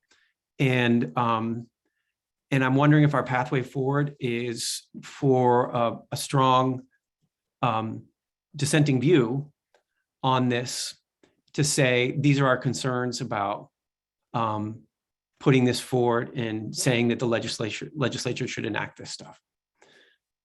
So my recommendation, given where we are right now on a Monday afternoon, is to say there is overwhelming support for the language as it is right now. And for those who have a concern about it, that maybe you can come together and write a dissent that expresses those concerns that brought you to put a no in here. So that's going to be my recommendation of how to move forward on this issue, given the numbers on the check. Okay, so with that, my suggestion is that we treat that as done. And I invite the folks who had concerns about it to please put together a paragraph or so that expresses what's concerning you about that. Okay, great. That brings us to the end of our transportation conversation. I believe we went through each of the issues that were raised. How long have we been going? Someone remind me. Do we need a break? Are we doing okay? Do people have Forever. some more? Forever. Okay. I feel like there's a piece of me. Sorry, Secretary Moore, go ahead, please. So just checking back in on the table, I want to make sure that we have clarity. The table of all the transportation actions. Currently, it indicates the agency is supposed to initiate rulemaking too around TCI. I think we need to be clear if that's a direction, since that flows directly, like that's something we'd have to initiate. I am concerned about that given the uncertainty with the program, and hope that we can make explicit that that's not the intention right now. Can somebody clarify the intention there? Because it seems like with the changes, the table needs to be updated as well, that this is not a rulemaking situation. This is a legislative such situation. Chris, do you have a comment on that? No, something else? Okay. Joey? Yes, we can clarify that, Julie, in the table to acknowledge the odd moment we find ourselves in and the vote that we just had. So not to compel you to rule make on something that is so uncertain in this moment. And we will share that draft language with you at like 9 o'clock tonight or 9 o'clock tomorrow morning, maybe. That'd be better. I'm around. Thank you. Thank you. Okay, great. So the table should reflect the language that we just looked at in the document, which is a call to the legislature, not a call to ANR. Well, I would also just note that I think it is addressed in the revised title for Section 4 with the language that was added when regional market viability exists. So I don't know if Joey or if you want to say more on that, but in the instant, I would read this as in the instance that other states come back into TCIP or new states join and there is sufficient regional viability for the program to work, then it would signal, this recommendation would signal going through a rulemaking process. But if that regional market viability does not end up existing, then it would not. That would be my read and suggestion for how the language works out in the end. Okay, so I don't want to get us pulled backwards into this conversation, but I will suggest that the table needs to reflect what was just agreed to, right? Which this is a looking at the legislature to take some action now. Sean Brown, go ahead, please. Thanks. And I'm not asking you to go back and undo the table that we just worked on, but one of the concerns that I had was that if we do go down this other path by this April timeframe, that becomes the path, and then at some later date down the road, there's a viability with TCI that maybe no one predicted or circumstances changed, then we're on two paths, and maybe that's my concern there, is like, what do we do? And we've gone down this path, and 3 years later, then we're required to do rulemaking, and they could be duplicative or might not be viable for Vermont based on what it did on its other plan that we're going to work on. Could I suggest on that, Sean, that we push that exact concern into the conversations that are going to happen over the coming months? And we name that as one of the things that you all as a council want to be sure you're not making a mess of, right? But that becomes part of your work going forward. We don't need to deal with that right now, but it's a flag that you're putting up there that should be part of our future work. Does that make sense? Okay, great. Chris, you've had your hand up patiently for a second here. What's going on? No, so Dave, you were asking, where are we? Who are we? So I was just going to do a time and reality check. Is the plan now to go to a 5:30 tonight? Yes. So right now we're at, on the agenda, where we were planning to be at 1:45 today, and it's now 4:15. That's right. I think some of us are going to have to depart before 5:30. Have we nailed down yet, or if we're needing to meet again tomorrow? We have not. And I think part of this is I'm very curious to see what people need to talk about now, right? And so part of me wants to take a break, but before that break, I would like to do a quick run through of at least the next three pieces, and to say what inside of these pieces do we need to work on right now. And that way we can have a clear picture before we go on break and then come back and finish up before 5:30, that we know what we need to talk about and whether we think it's reasonable for us to get to the end of the day at 5:30. So my suggestion, Chris, right now is let's lift up all three of these pieces out of cross sector right now and see what we need to actually address in them, if anything, based on these drafts, and do them quickly together, and then take a break and come back and pick out some of that, and knowing how much we have to do, schedule some more time tomorrow for this a ton of stuff. Okay. All right. So what I would suggest is we actually do our little effort that we do around testing folks' ability to just live with and be excited about the drafts if they are right now. And if they're not, doing our punch list of items. And I want to do it for all three. So I'm going to give everybody just a moment to get their heads in gear on that, because that's a lot to ask. But there's three more pieces of cross sector coming up. Yeah, and I hear this, maybe don't do a break. Fair enough, unless someone is like crying uncle and it's like, please let me just take 3 seconds off. But let's, what I want to do is, I just want to get a dimension of, on these cross sector mitigation pieces, what we really need to talk about today, and whether we have enough time to do it. Okay, so the first one is buildings and thermal pathways. The second one is electricity pathways. And the third one is the non-energy emissions pathways, which has an issue that we flagged up earlier, which is language on global foundries. And there's been some revised language in the document that may have addressed our concerns. And we need to test and see if we have. Okay, so what I'm going to ask everybody to do is just take a moment think about those 3 sections. All right. And then you can go right into our doc with our tabs. And there's a tab for each of those 3 sections, and use the first column, right? The first column in each of those tabs is our ability to say, yep, yes, I'm excited about it, or I can live with it, or no, and there's something so troubling that I can't live with it. So I'm going to ask folks to do that for all 3 right now. Okay. And I'll just give some time for folks to sit with that. Abby?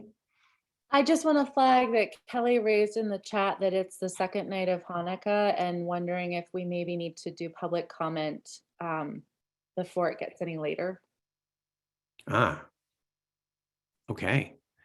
I'm happy to do some public comment right now, while you all are getting your documents organized as well. And so I am happy to do a little public comment right now. And while you all are pulling together those docs and being able to go into that voting sheet and mark the Ys and the Ns. So why don't we do that? And so while I still will ask each of you as counselors to go in to those 3 tabs in the voting piece in the first column, why don't we take a pause right now?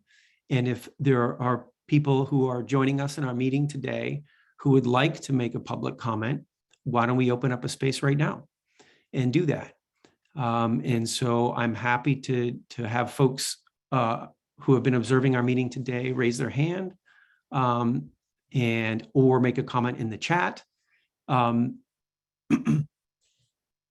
if folks would like to do that. So members of the public, observers, if you'd like to make a comment, now's a great time.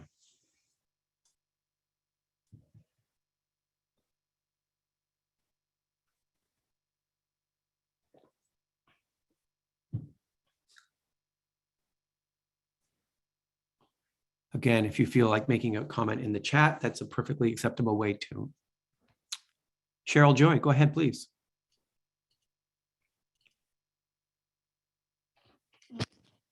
Hi, happy Hanukkah, everyone. Thanks for acknowledging that, actually. I just want to say that I realize I really want to acknowledge how much work it's been for all of you and all this amazing work that you're putting into it, and that I am extremely grateful for, all of you, but especially a handful of the people here that are pushing and working on some of the things that I think are most important, like in agriculture and ecosystems and land use planning. And I just, you all who you are probably know who I'm talking to, especially I think those pieces and transportation, so much of this, all of it's very important.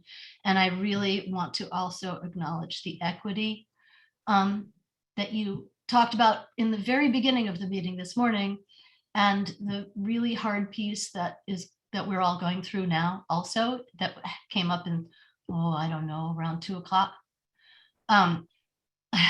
You were in the car with me and at a class while my daughter was at a class, and now we're back at home. But I want to bring up the equity thing, which a lot of people don't think about, but there's also equity needed by the non-human aspects of Vermont. So that, I think I've talked about before at times, and some of you have also talked about. So there are all the other species that are out there that don't have a voice that we need to pay attention to as well, and ecosystems. And thank you for all your work. I couldn't talk earlier, but a lot of the stuff that, I don't remember who it was. I think just Zach, he stated so many things that I agreed with at the earlier comment, but I had to get in the car then, so I couldn't stay. Thanks very much for all the work. Thank you, Cheryl Joy, for being with us all day today, even while you're out and about and moving. So we appreciate you hanging in there. Thanks so much. Are there other comments? I saw a comment in the chat. Thank you for that comment. Anything else from folks who have been listening in? I see another comment in the chat from Annette Smith. Thank you. Anything else, folks? Okay. All right. So thanks, everybody. It is so important that this is all being done in an incredibly transparent way with everybody listening in. And thanks for those who are dropping in the chat right now too. Okay, great. So what I'm going to ask folks to do on the council, like I said, is to go into those 3 tabs and use that first column, which is adopt the section as written. And let's see how we stand on that. I'll give folks just a moment more because I hope we can do all 3 and just get a sense of what we got going on here.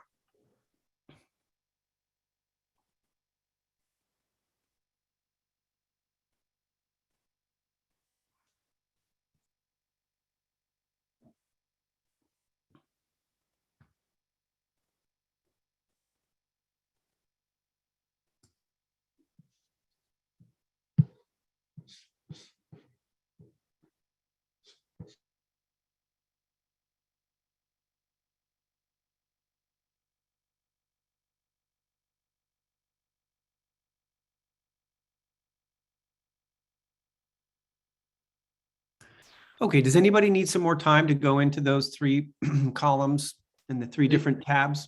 Did the electricity, oh, never mind. Sorry. You got it? Yeah, my cursor slipped and suddenly everybody disappeared on the spreadsheet. Right, because there's a slider there if because it's frozen on the side there, so you can bring your name closer to the column. Okay, does anybody need more time on this? Okay, so let's start with the good news. I'm looking at the electricity pathways column. Let me share my screen so everybody can see. I'm looking at the electricity one now, and I'm seeing a 17 and 0, which is exciting. Wonderful, that's good news. David, I'm looking at pause the there build. pause on electricity for 1 second. I just want to flag that this is another place where the numbers don't match that table on page 28. Okay. Under the 100% carbon-free or renewable electricity. Okay, so we'll do the same work we have to do in transportation and getting the numbers matching up here. Yep. Okay, great. Thanks for that. Thank you. Yep. Okay, so now let's look at some of the other ones. Here we've got, it's not quite reflected in the vote up here because you've got a minor modification here and a minor modification or a reservation on one thing here. But there is an overwhelming number of folks who are ready to just walk forward with the buildings piece. So that's really exciting. And what we can do is just test and see if there's something we can do in terms of these minor changes. If there's something bigger, we'll do a quick test and then see what's going on there. And if there's a pathway forward, great. If not, there'll be a dissenting opinion. And then for the non-energy, here we've got a little bit more of a mixed result. And I can kind of guess it might be about Global Foundries, but we'll test real quick and see what the punch list is here on this. Okay, so let's quick make our punch list for buildings and for non-energy and see how long that list is and how we think, how we want to use our time. And if folks are desperate for a break, I'm happy to take, even if it's 5 minutes, people just need to like quickly shut down for a sec. But we're pushing right through to 5:30 to see how far we can get. So let's start with buildings. There's a couple there that said a minor modification or with a modification. Why don't I start with you, Chris Campany? You had said you had one reservation. Is there something specific you want to put on the table there? It's not a showstopper, and you've heard me talk about it before. I just I'm hoping we continue to have a more robust conversation about the role of building codes and all of this. since buildings are systems, it just makes the focusing primarily on the energy side of it just makes me nervous because of what can happen with a well-weatherized building that's also wet, structurally unsound, has sketchy plumbing and electricity. Could I suggest just that, what if, Chris, we put that as in our implementation section of saying, hey, we're concerned about looking more deeply at building codes and more a comprehensive look at building codes, and we're going to add that to our list of to-do items in the coming months. Does that feel good? Yeah? Okay. So unless I hear concerns from anybody, let me toss. Anybody have concerns of adding to our implementation section that we want to do a deeper dive look into building codes and the comprehensive building codes? Any concerns about that? Okay, great. So let's do that. Catherine, can you mention what your issue was? Yeah, I think it's really, really minor, but important to me as a rural representative that nowhere in this whole section is the word rural mentioned at all. So there's two suggestions I would like to make specifically. I would like to add language in the first paragraph about the age of the housing stock in rural areas, in which I've just put in the chat. And then secondly, in pathway 2, strategy 1, about the clean heat standard. In the discussion, in my version, it's on line 230 to 238, that discussion paragraph. It says that you need to minimize adverse effects on low-income customers, potentially on other customer segments. For example, rural residents is what I would like to add, for which there may be equity concerns. So just those two additions to just acknowledge that these will have perhaps a disproportionate impact on rural residents. Thanks. Minor Okay. to me. Thanks.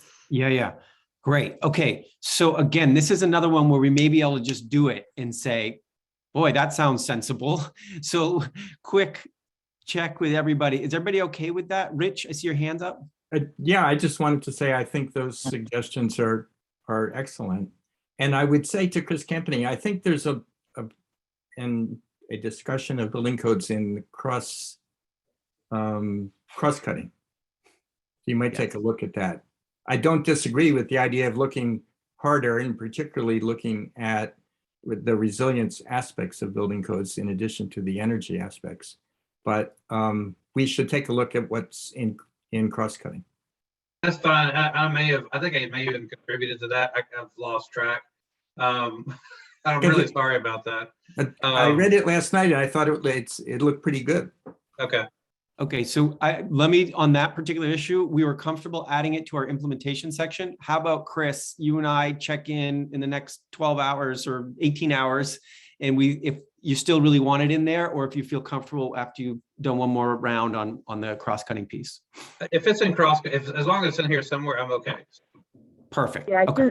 It's specifically in the cross-cutting themes as a component to do further work on. So that's what I wanted to highlight that too. And then Catherine, did you say line 238? Because I'm having a hard time finding it. I was going to put it in track changes. Yeah, but that's in the clean version 11.2. It's line 232. Oh, 232, yes. Here, is it? Yep, there it is. Other customer, at the end? No, other customer segments, comma, such as rural residents, for which there may be equity concerns.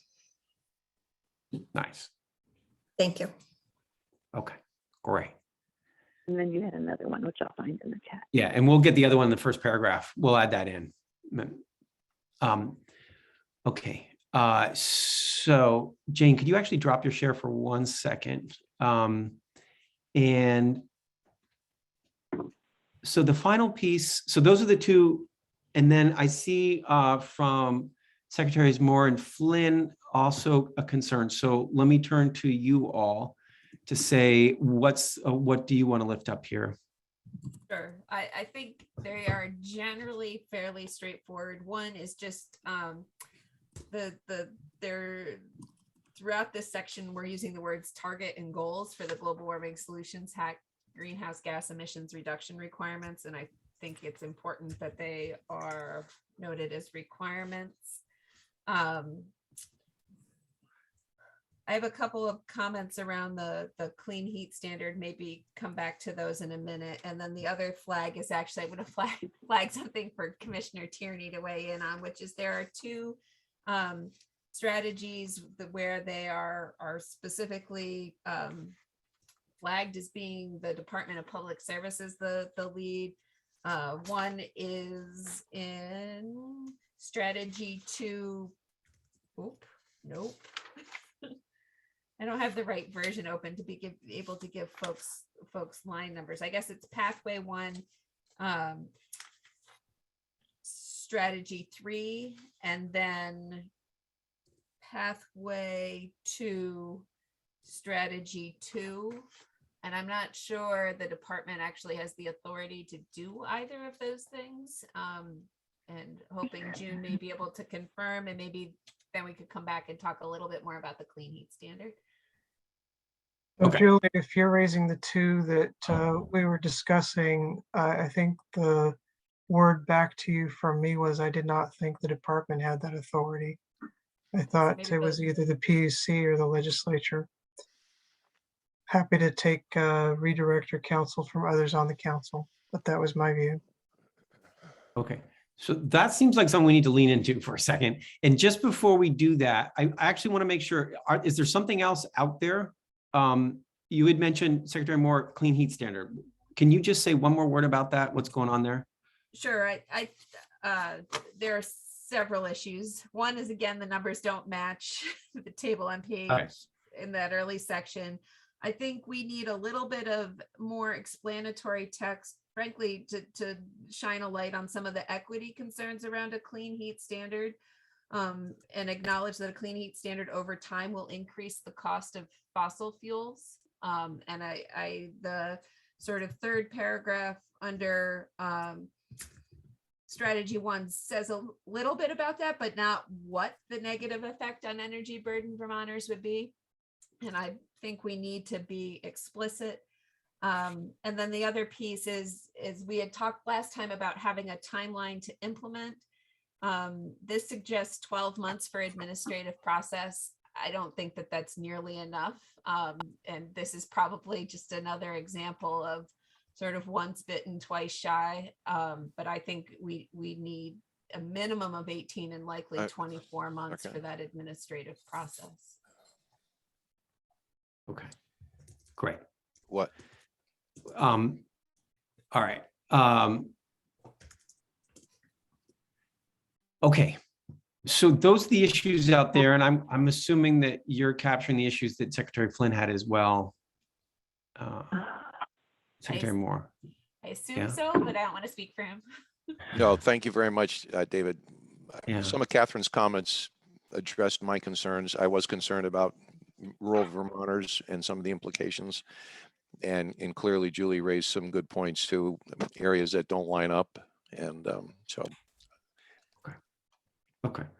So David, sorry, I just need to withdraw a comment I made. Julie, if you're talking about strategy 3, improve the energy performance of all new buildings, and you're talking about the department being the lead on updating the statewide residential building code, if that's what you're talking about, the department does have the authority to do that. It was 2. That was one of them, and then the other one was around the. Now I turned my pages upside down. The other one was the one we discussed, June, that you indicated would require PUC. Yeah, and that's correct. That's the one. That's either PUC, and then you have to accept the possibility that they'll choose to go a different direction because it's a matter of discretion and judgment to them. So then the other would be to go to get the legislative direction. So if can you specify which of that is that the pathway 1 strategy 3 or pathway 2 strategy 2? Pathway 2 strategy 2. Okay, so the pathway 1 strategy 3 we can check. That's okay. We're good. Strategy pathway 2 strategy 2 is around what specifically? Water heaters. But it has the department as being the entity that requires electric water heaters for sale to have a modular demand response communications board. And in my judgment, that isn't authority or jurisdiction that the department can exercise. that is something that either through an order from the PUC can be imposed, but you have to accept the risk that they may not choose to do so, or the legislature needs to direct as much, and then that can be enforced or administered. Thank you. So does anybody have a concern about changing this text to reflect the reality of who does what on this based on what June's saying right now? Does that feel like that's the right thing to do and we can just go ahead and do it in the document? Okay. Let me ask whether David Farnsworth or Christine Donovan are on the call. They might be able to answer that question. Yes, I'm on the call. You're both on the call. Okay. The way this was drafted was to ask the legislature to direct the department to do that. As June pointed out, she thinks the appropriate part of state government is the utility commission. I assume that the energy office would engage in appliance standard development, would engage with other states, potentially with a regional state level appliance standards. But I trust your judgment, and we can change that. Oh, no, David, I wasn't aware that this was couched in terms of the legislature directing the department. If the legislature confers that jurisdiction on the department, then I agree with you. We can do this. If you're saying that you think this is within our purview right now as the energy office, I don't know that we have the authority to require anything absent legislative directive or a PUC order. Understood. I'll just make that explicit if you're okay with that. I am. Okay, thank you. Okay, great. Christine, you want to add anything to that? Oh, sorry. Yeah, language that might do this would be at the beginning of action 1, add through legislation or regulation. So that leaves it open to who's driving. But that's just something to consider, perhaps when Jane's doing re-editing. That's a good point, Christine. Great. Okay. So it sounds like we have a pathway on that particular concern of who has the authority to do what, and the fact that this is looking at the legislature to create that authority. Okay. So let's tick off a couple more of these now that we have some clarity on them. Although it's yeah, let's just go see if we can get through these quickly. I'm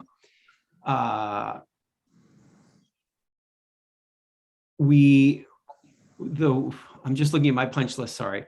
We've dealt with Chris Campany's thing on the around building codes. We've put in rural into 2 places to Catherine's concerns. Julie mentioned in GWSA, these are requirements, not targets and goals. That seems like an editing thing that can be fixed in the document, right? That every time if we slip up and say targets or goals, we say requirements. Yeah. Okay. Agreed. Yeah.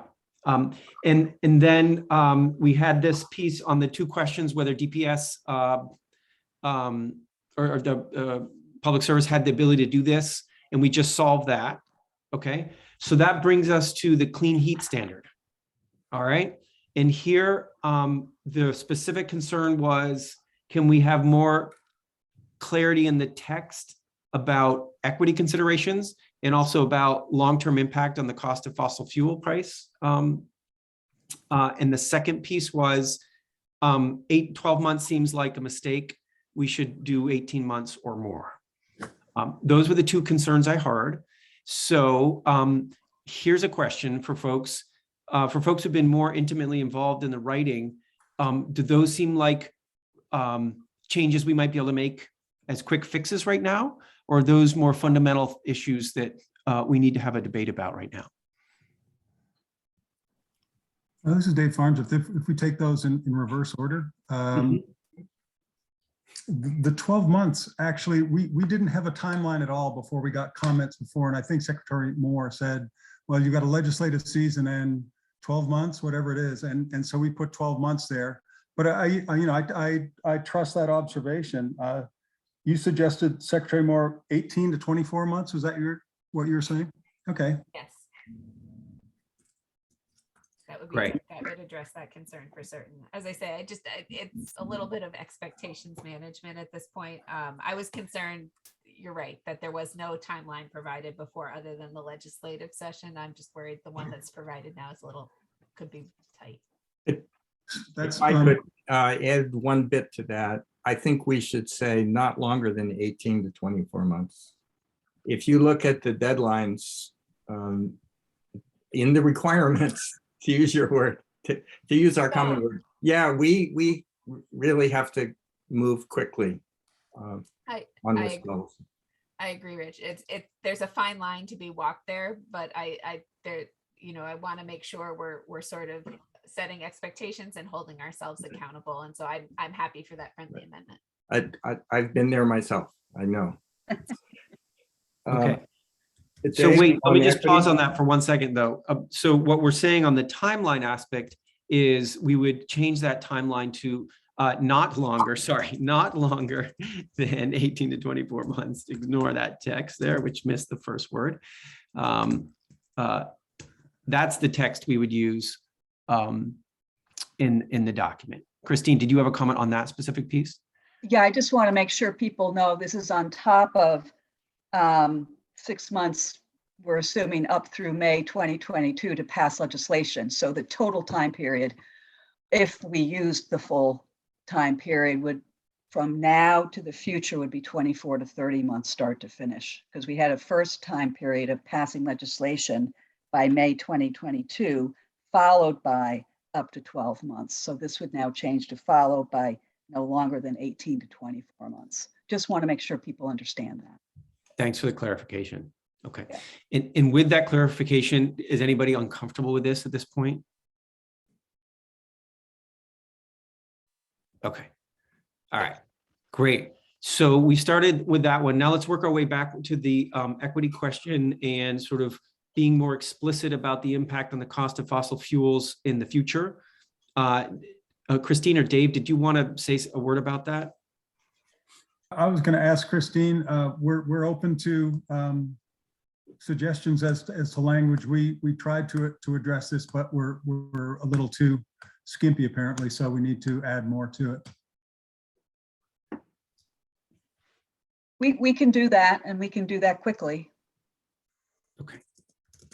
So this is one of these things. Yeah, go ahead, Julie. Sorry, I interrupted. Oh no, I'm happy to suggest, like, I made notes of some possible language, but I'm also happy to take others' perspectives.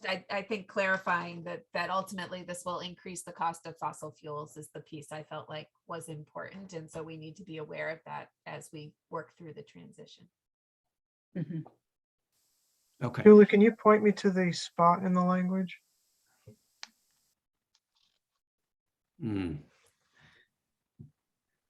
It's going to be with the clean heat standard and probably the introduction. Hang on, you're on mute. You're mute, Julie. I'm on halfway to strategy 1.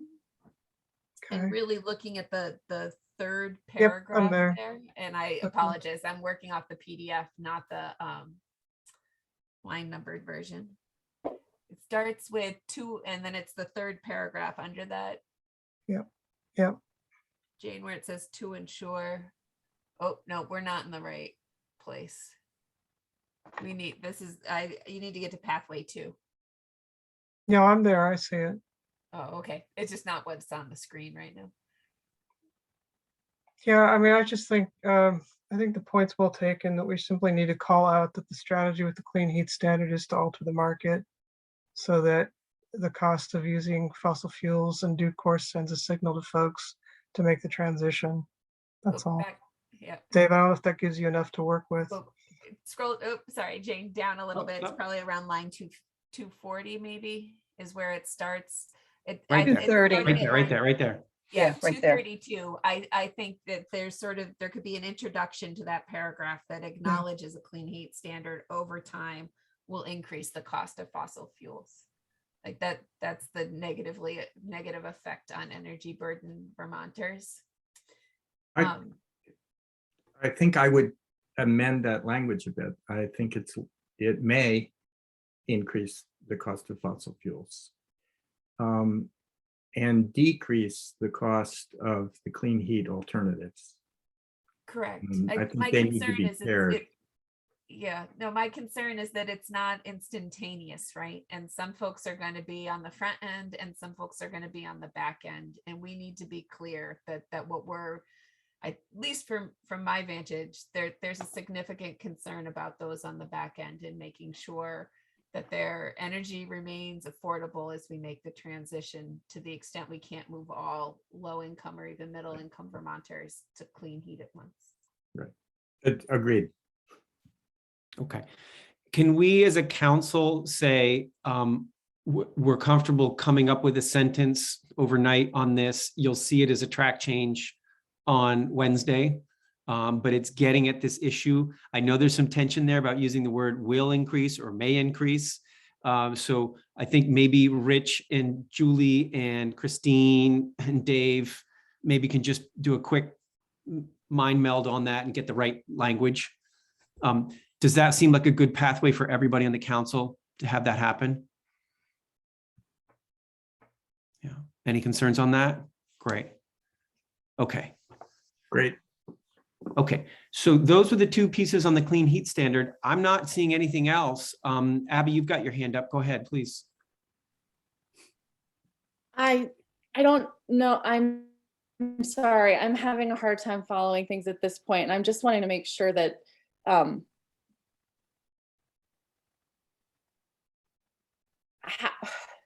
is there anything that addresses kind of the benefits cliff? Or I'm honestly, I'm thinking about my own family and the reasons why we switched to a high efficiency oil burner, and the fact that, like, I'm just trying to play a scenario out. What does this mean for a family like mine? I don't know. What does this mean for the you know, I don't know what the income requirements are. I don't know, like, where are we, are we basing them just on the state? I'm not sure what moderate exactly means. I'm just trying to get a sense, like, when I'm out in communities here that are very rural and these concerns are going to be very real, how I explain how this transition will occur for them. And maybe that's not necessary at this point. That's what I'm trying to wrap my head around. So I guess there's a question in my mind right now where it feels like that's a really important conversation.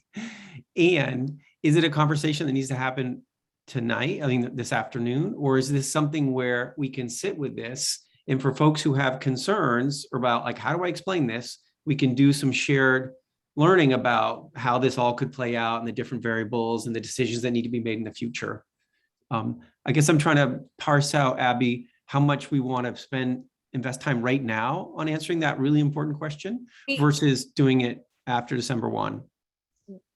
I don't think we need to. I'm on board for a clean heat standard. I'm just thinking that, yeah, for those of us on the council who have to go out into communities where this is very real and very on the ground and very relevant, I will need some help, because this is not my area of expertise, knowing how to talk about what this actually means for people. Great. But I see a bunch of hands. I would say to you and to any other counselor that the team that worked on this would be really happy to sit down with you and, you know, go through that process. I appreciate that. I think maybe it's not just me that needs to understand that. Right. That's what I'm trying to get at. It's not just me. I have to go out into a massive, not just me. Yeah. No, I think that's loud and clear. I see a bunch of hands too, suggesting that. So again, let's keep couching this in what are the conversations we need to have right now? What are the conversations we want to schedule for after December 1st? Sean, go ahead, please. Yeah, to Abby's point, you know, our department serves a lot of low-income Vermonters through the program. Can you speak up just a tiny bit, Sean, because like we administer the LIHEAP program, the Low-Income Home Energy Assistance Program, that helps low-income Vermonters heat their homes during the cold weather months. also the 3 Squares Vermont program we administer. And when I look at low income Vermont, for those programs, it's a family below 185% of the federal poverty level. So for a family of 4, that's like a little around 4,000 a month. Below that is what we would consider low income for at least the programs we administer. And then above that probably would be more moderate income families above that, but still not doing great by Vermont standards. Okay, great. So that's helpful clarification on those. And we can even do more conversation around that after December 1st, for sure. Catherine, then June, and then let's see where we're at. Yeah, thanks, Abby, for bringing up that point. I remember when first reading about this, I had a ton of questions, as you remember, about the impact on rural areas. And I think Chad's point in the chat is one of the reasons why it's going to be super important that we're all prepared to be able to discuss the clean heat standard and what it actually means, because it's going to be really easy for that to become a lightning rod and a source of blame for every penny that's added to the cost of your propane bill, when in fact there's so many other factors that go into it as well. So I think it just underscores the importance of that. That's great. Thanks. June? Yeah, I would simply add that I think we owe greater candor in this section as to what it is that we are asking, hoping, wanting people to do and exercising their choices.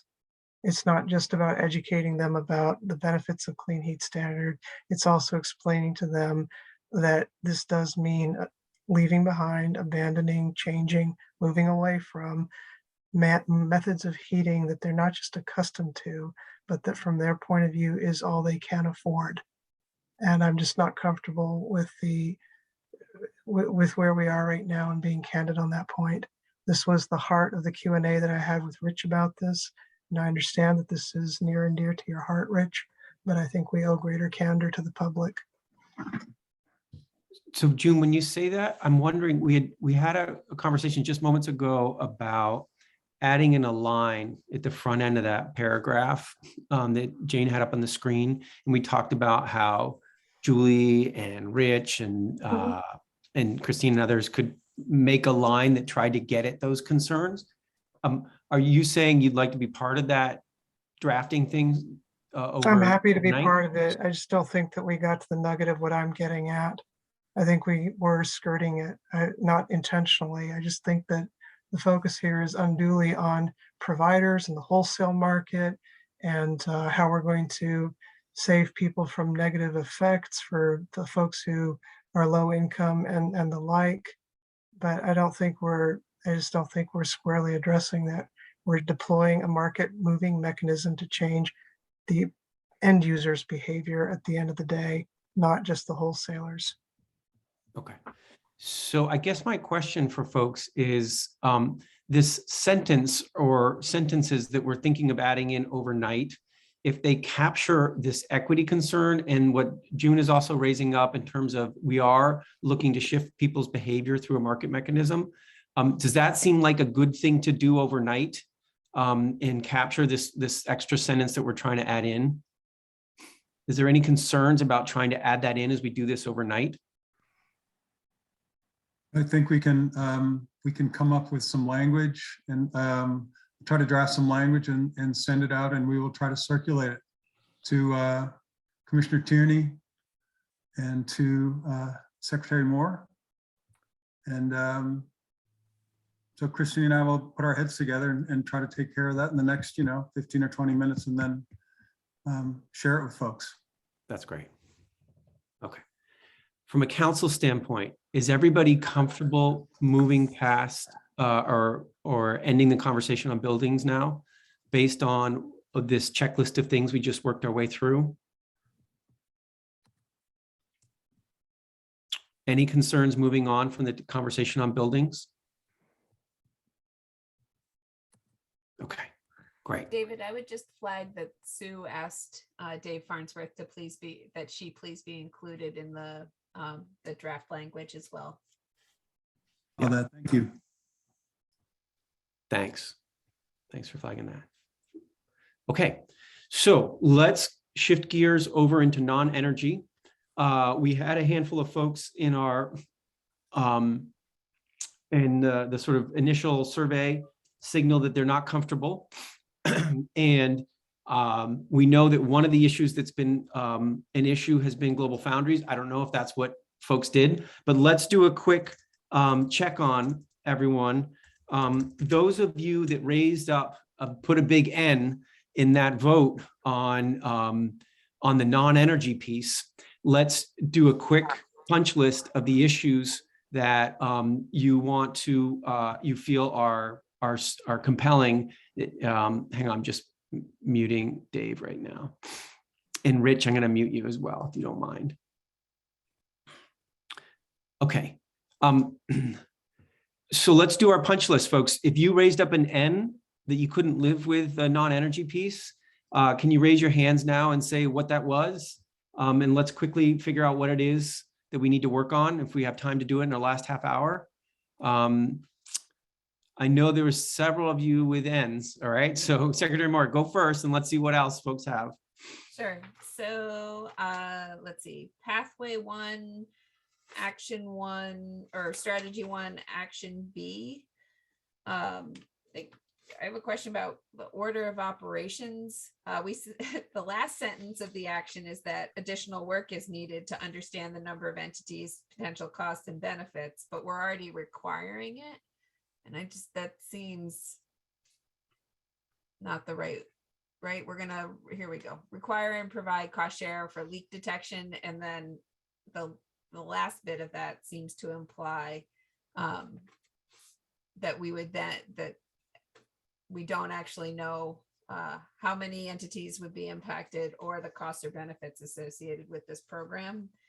And I wonder if there's just, instead of requiring this, we do that upfront analysis and then can in subsequent drafts make decisions about whether to move forward. So that's one issue. Are there other things on your list, Secretary Moore? I think there's some language in the wastewater section, which is pathway 3, strategy 1, action A under equity. I'm not sure, frankly, about the language other than the last sentence. I mean, the operation of wastewater facility is one of the most expensive costs for most Vermont municipalities, but I'm not sure what that has to do with flares, unless flares are really expensive. Those were my 2. Okay, great. Other folks who said N in this, that said you couldn't live with something in this non-energy section, what else did you have?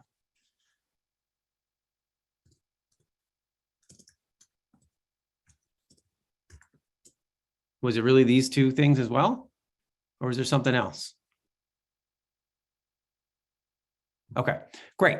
So let's get into these 2 things.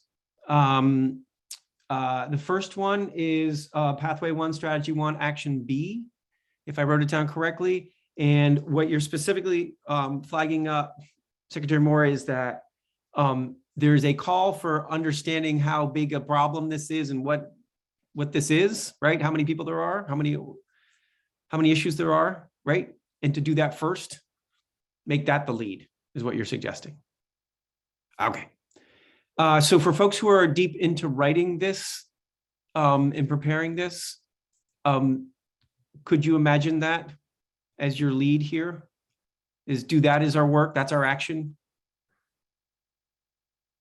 I'm not sure who is really holding the pen in this.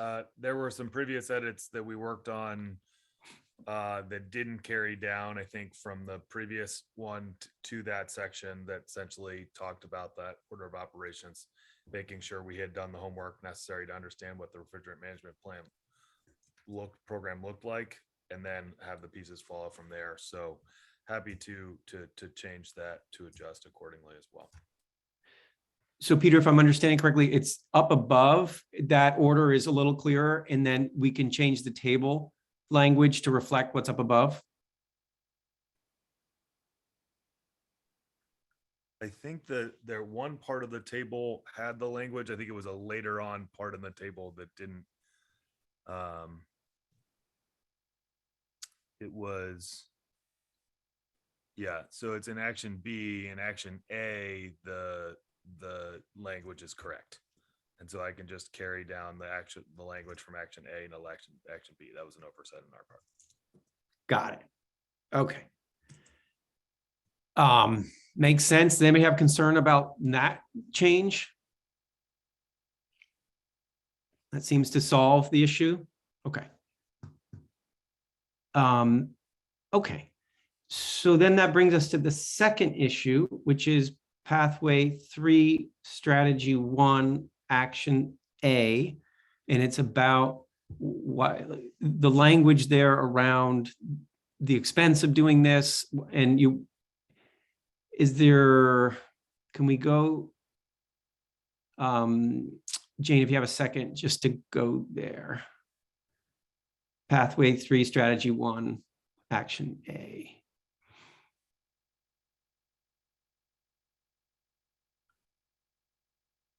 Okay. And is this another issue where the table hasn't reflected what's going on up above, or is there something else going on here? Is there a specific change, Secretary Moore, you want to suggest? I would suggest deleting the first 2 sentences and just having the equity consideration being functioning flares, reduce odors, and other public health concerns around facilities. Okay. All right. Is there any reason not to do that? Abby, go ahead, please. I'm uncomfortable with doing that just because I just know this is such an issue in a lot of rural and small communities. And I think calling that out is important, but you know, I guess it won't be a hill I'll die on. Maybe I can offer an opportunity for a middle path here. I think the intent with this was to say both that there are obviously odors and other public health concerns around facilities, but it's also speaks to the challenges different our municipalities face with maintaining the infrastructure they have with shrinking populations and shrinking tax bases, and that flares is a symptom of that. And so trying to ensure that we have resources to address those across the capability of our communities to address them should be a consideration as we move forward. And I can reframe that language to be clearer about that, if that would be helpful. How's that sound? That works for me. Okay, great. So that gets the issue in there and it makes it make sense in the context of that. Okay. Anybody have concerns about Peter doing that change? Okay. Great. Okay. So I didn't hear other concerns in the non-energy space on this section. So just testing one more time. In the non-energy, everybody comfortable with that language is all landed? Okay. Fabulous. Okay. Great. Okay, well, that's cross-sector mitigation, folks. You did it. Well done. Congratulations. So as we get into the end of our meeting today, there are some other sections that were in the big monster doc and were called out, and I'll need Jane's help here so that people know what those sections are that we wanted to call your attention to. Jane, could you help me out with what these pieces are? Yeah, so there are just 2 additional sections that folks had not seen previously. It includes the executive summary, as well as the cumulative assessment of the pathways analysis.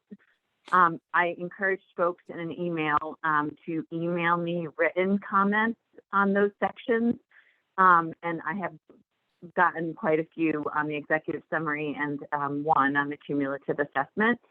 I have not, in all honesty, gone through all of everybody's edits yet, and so I would encourage folks, if you have provided anything more than editorial to me, in which I intend to reconcile the comments on the executive summaries that I've received from all of you, if there's anything substantive that requires conversation, to lift it up here. Otherwise, I'll do my best to reconcile conflicting comments and make stronger suggestions and drafts. And I know Jared the only comment we received on the cumulative assessment I had sent to him, as Jared was the lead author of that, was Ken Jones, I should say too.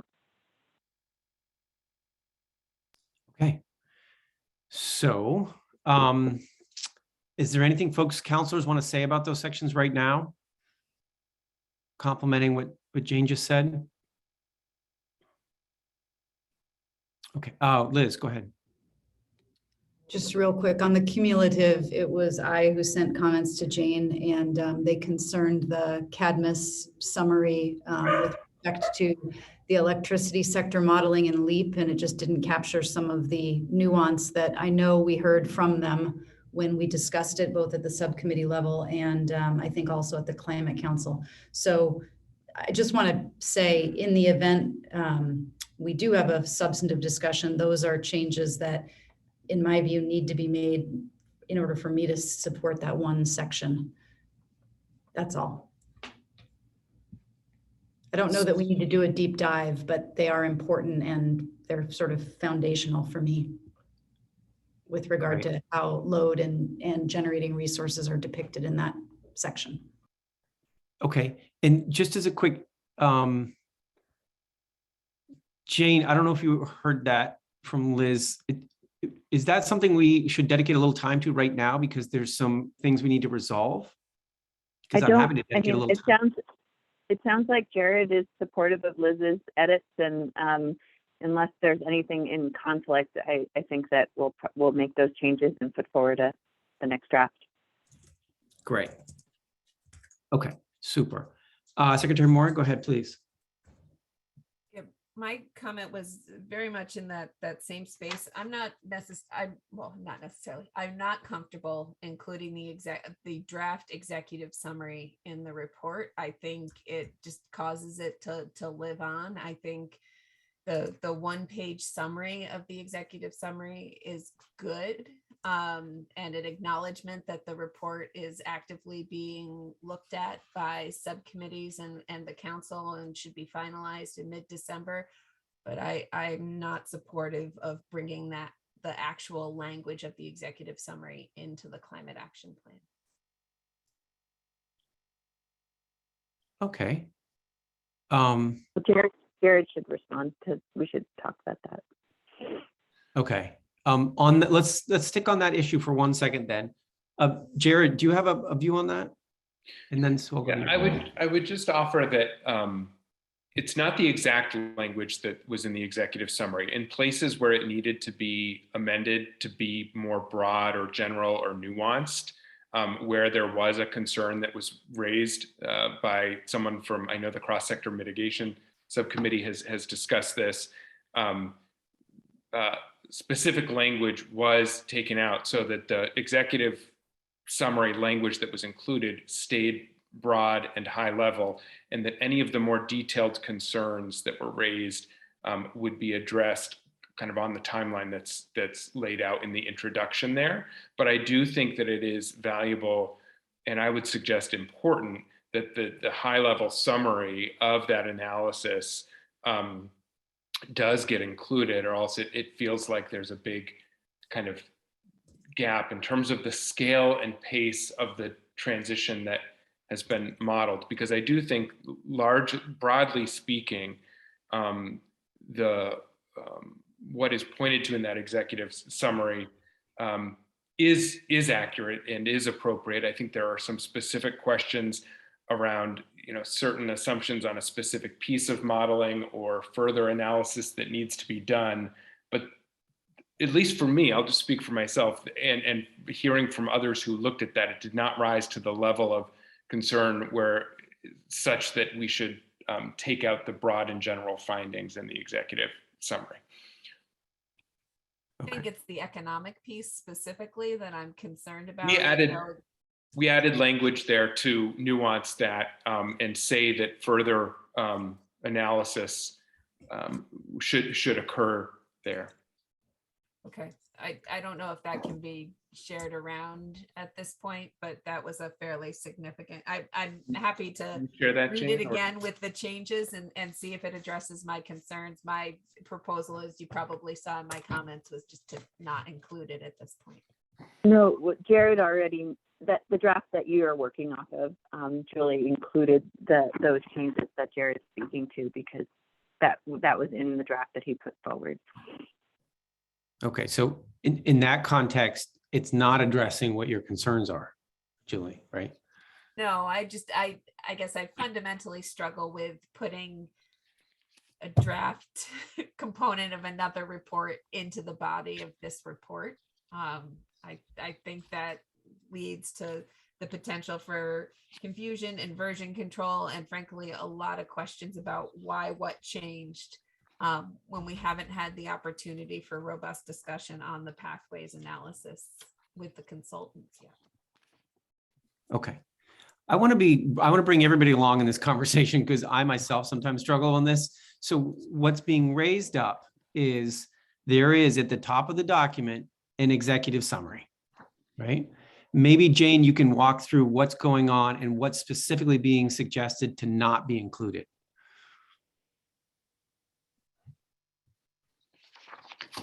Sorry, I couldn't find my unmute button while I was sharing. Yeah. We are not talking about the same executive summary. So that I'm glad you're bringing this up, because apparently there is confusion. It's confusing. There were two documents to review for today: the executive summary for the climate action plan, and then the cumulative assessment of the pathways as reported on by CADMIS in their draft report, of which Jared and Ken leaned heavily on their executive summary to write the summary for the cumulative assessment section. But that executive summary, because that report has not gone through the same review and approval process that other technical reports have to date, which is that the subcommittee has the chance to comment on it, make revisions, and have CADMIS incorporate those, that is still pending, and we have a timeline in mid-December to finalize that. Secretary Moore and others are looking up concerns that we're pulling in, the draft executive summary that is pending approval and will likely change. And I think what we're trying to reflect is, did Jared make enough caveats and changes to that gives us the sense of security that we've done we've represented that document to the best of our ability at this stage in the process. Okay. So just to be really clear, we're not talking about our executive summary in our document. We're talking about the executive summary of the technical work that's actually not in a final version yet. Right. Okay. And what Secretary Moore is saying is it's not in a final version. I'd prefer just not to even have it in our document for December 1st. That's what you're saying. And Jared, you're saying, I'd actually like it in there. I think it has good stuff in there. Okay. Wow. I'm not quite sure where to go with this. I'm not sure if other counselors have a view on this. This is something that you as a council can make a decision on. Do you have questions for Jared or Secretary Moore or anybody else about what this is and why we should care and why this should or should not be in your document for December 1? And Sue, I won't forget your hand. I'll come back to you. I promise. June? I'm inclined to agree with Secretary Moore. I'd very much like to hear from Jared what the gain is, though, because I want to understand your point, Jared. What do we get out of putting the draft in there? I think the important piece about having the draft in there is that there's nothing else that speaks to the scale and pace of the transition in terms of the benchmarks that we would need to hit in order to meet the emissions reduction requirements. So this references the LEAP modeling that both the Public Service Department and ANR engaged in to set benchmarks in terms of things like target numbers of electric vehicles for replacing fossil vehicles, heat pump systems displacing fossil heat, number of units weatherized. And if we don't have, and I would say that modeling in terms of those targets, while there are slight differences, broadly agrees with or aligns similarly with the emissions reduction pathways analysis that EAN conducted. I think we're just missing a huge part of the context and story about the scale and pace of change needed to actually meet these targets. So, what I tried to do is say this, broadly, generally aligns with the scale and pace of transformation that has been discussed, certainly in the cross-sector mitigation subcommittee, but that before we finalize these numbers or finalize our assessment of certain pieces of analysis, there will need to be further review, but this is the draft of the executive summary that has resulted to date with the high level findings. I think if we don't include that, then we just miss, we run the risk of not speaking to the scale and pace of transition that's necessary. So is the issue that we just weren't able to bring this train in on time in order to have the final version in? And how far off are we from that, from having gotten it done in a timely way? We have scheduled 2 meetings in December for the cross-sector mitigation subcommittee to do that review process. Okay. Well, Julie, I hope you'll forgive me, but I think Jared's got the better of the argument here. I take your point about version control and the risk for misconstruction that is invited when you have something in draft in an official document. But it seems to me that, you know, we've spent a lot of time trying to make this into a document that speaks to people and that explains to them the magnitude of what we're trying to do. And to have that kind of a hole in this report is a problem, but I think we can qualify it up the wazoo to explain that this is just the preview of what we think the magnitude of the problem is. Otherwise, it's going to look like we, frankly, to the casual observer, like we didn't do any analysis. And I think that's a bigger problem. It's just a darn shame that we missed it by a couple of weeks. I don't know that it's necessarily an all or nothing proposition. There's a 2-page summary in there that I think makes that point, and it's really whether we want to actually produce the draft executive summary in the report. Got it. Jared, correct me if I'm wrong. I believe the language that's shown that is verbatim the executive summary. No, I made some adjustments to qualify portions of that raised concern for folks, and Liz has suggested further revisions to that to add the nuance on the electricity section that I wouldn't be in the version you're seeing, I think, Julie. But yeah, just even the formatting looks like it was just excerpted. That's what I started with, yes, but it was not a 100%. So it sounds to me like you two are not that far apart, because what I hear Julie saying is that she can be comfortable with pulling in some part of the draft. And I hear Liz, you know, making changes to Jared's preferred product. Is there any way to blend the two? I mean, it's crunch time now, guys. And Julie, I know that set of your face, Julie. I know I need to back off. But I'm sorry, I wish we could show, is it possible to just show this, the text that introduces this section? I think I respectfully, you know, like, I want to defer to Secretary Moore on this, but I do think that the introductory text for this section, that first paragraph, sets the appropriate context of saying what, in terms of what follows, what it is and what it isn't, and that we reserve. So I would just ask people to read lines 3 through 9, because I think that really helps set some context in terms of limiting the degree to which that executive summary gets kind of taken and run with all by itself. Okay. This go says ahead, this Jared. is the executive summary. Yeah. Jared, is there any way for us, I mean, I'm sorry, guys, is there any way to take a Photoshop picture of the executive summary and put draft across it so it's very plain that this is a draft and that it is not our document, but we're putting it into our document as a point of reference to give people an idea of scale?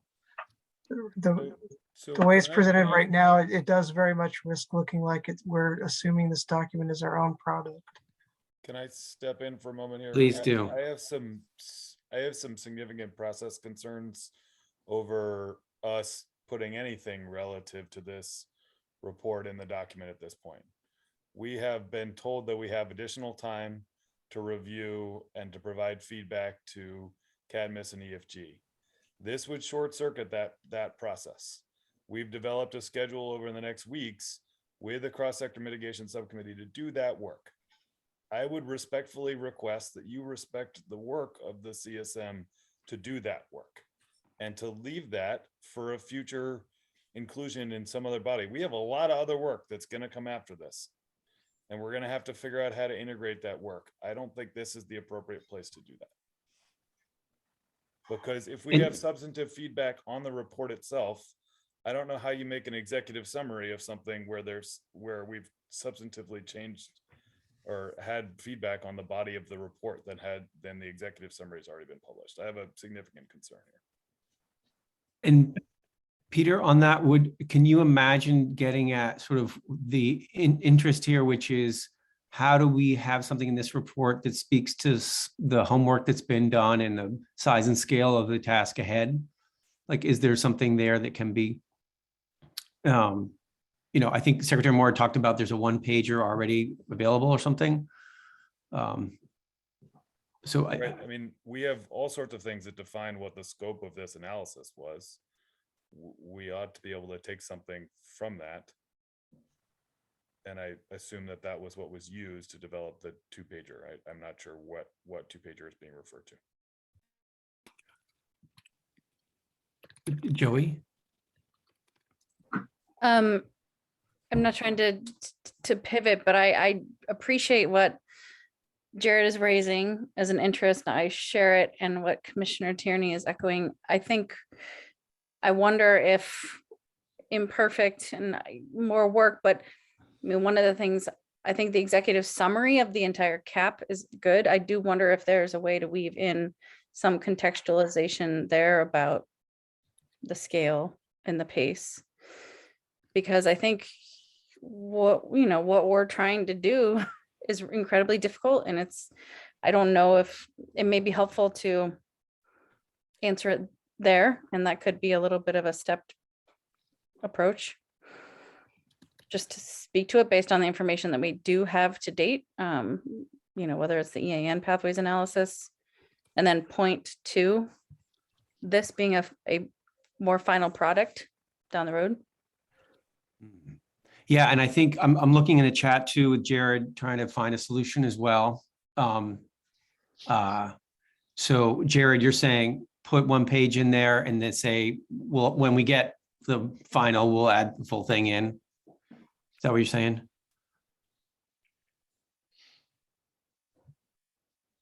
I think that can work.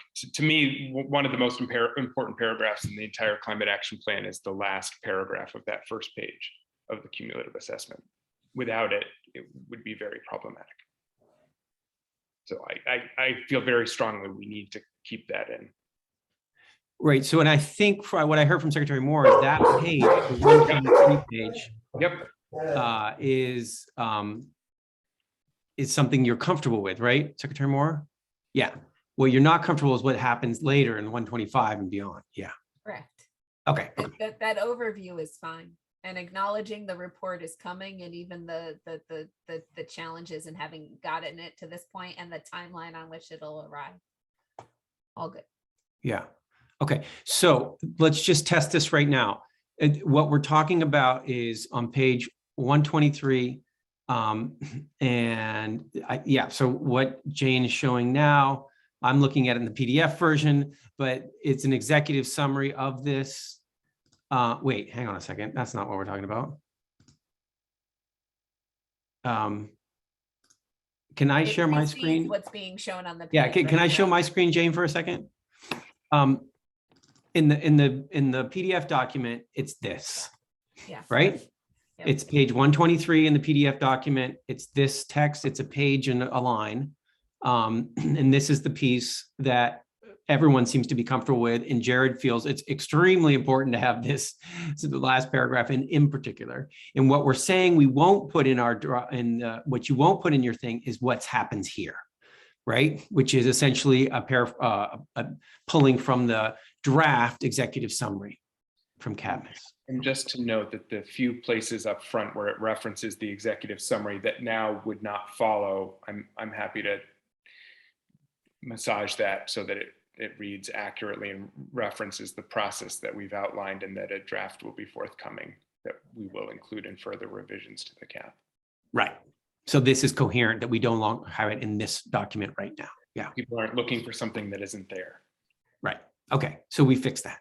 So let me just quickly double check. So what we're saying is we leave in the 1-page summary, which is now 123. We're going to make minor modifications. So because this isn't going to be in here anymore, the executive summary, so we can just massage it, say it's coming. And we take out the following chunk with several page of the draft executive summary. Okay. Okay, great. Is there anything else that people need to raise up along those and on that front? Okay, yeah. All right. So I have nothing else on my list of things to work through. We have made progress on, I have Sue Minter to go to. Sue Minter I have to go to. Yes. Sue, go ahead, please. This is really easy, I think, and tiny, I hope. And it relates to the actual executive summary that I was a little bit confused around Julie taking away. But this is the CAP executive summary, and it relates to the just transitions and our guiding principles. And we have a statement in here that probably I wrote, but I don't feel rings true. And I would propose it as an edit, but since there are members of the Just Transitions here, it says the guiding principles have helped to shape the beginning of a process of community engagement, co-creation, and the prioritization of recommendations that speak to issues of equity and justice. And I don't feel that we really have a product with co-creation. And I'm suggesting we strike that word. And I'm not sure the guiding principles have really helped prioritize our recommendations, but have rather assessed. They've helped to assess our recommendations. So I'm wondering if people agree with me that we should strike the word co-creation, because I don't think we're there, and that we shouldn't use the word prioritization. I could be wrong about that, but rather the word assessment. I know this sounds minor, but I'm just wondering whether people agree with me on that. Okay. Just a FYI, Sue, that I took this language from the summary that you all provided that's in the implementation section. So just wanted. I know, I'm sure I wrote it. It sounds familiar, but it no longer rings true to me. Okay. So if we make the change here, I'll make the change in the other section too. Is all I want to say. Thanks. Abby, do you have a comment on this? I really appreciate Sue offering that, and I would support those edits. Thanks, Sue. I think that I know we're trying.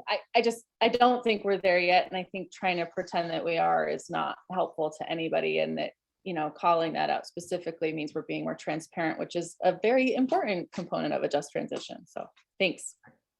Thank you. Appreciate your acknowledgement or agreement, because it just struck me wrong now.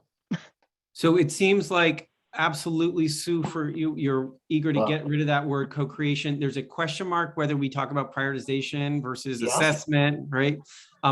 I see two hands. Let's figure those out. And I just recognizing the time, it's 5:31. So I said we're going to have a hard stop 5:30. So I'm just trying to be respectful of that. Peter, and then Secretary Moore, and then let's figure out where we are.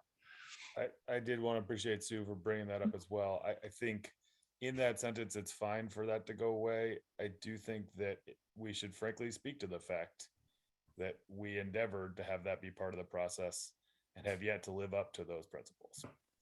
I think we have to. I think to just remove it is a disservice, because the principles set us up for that.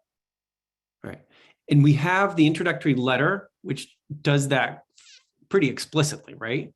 So that we do that just above this is the introductory level where we say we've fallen short, right, on what we're trying to do. Okay. Great. Secretary Moore? Yeah, I'll be real quick.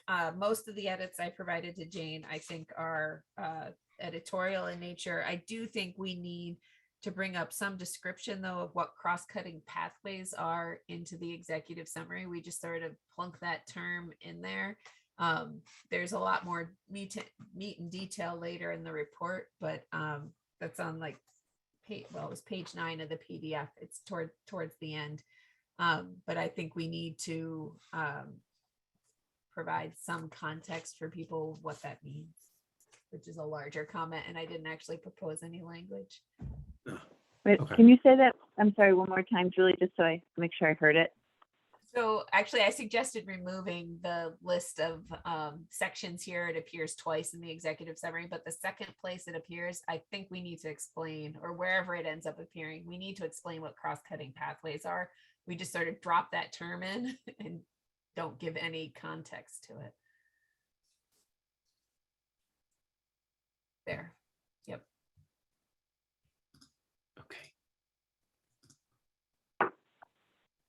Okay, great. So I just want to circle back, unless anybody has any concerns about the last comment that Secretary Moore made. I want to circle back on the edit we just made around co-creation. And it seems to me, I mean, to take out prioritization of recommendations as well, without adding anything back in, at least assessment or something. I mean, there was work done this fall. Yeah, assessment with was you, my and it's like a lot happened. My suggestion is to replace with assessment as opposed to prioritization. Great.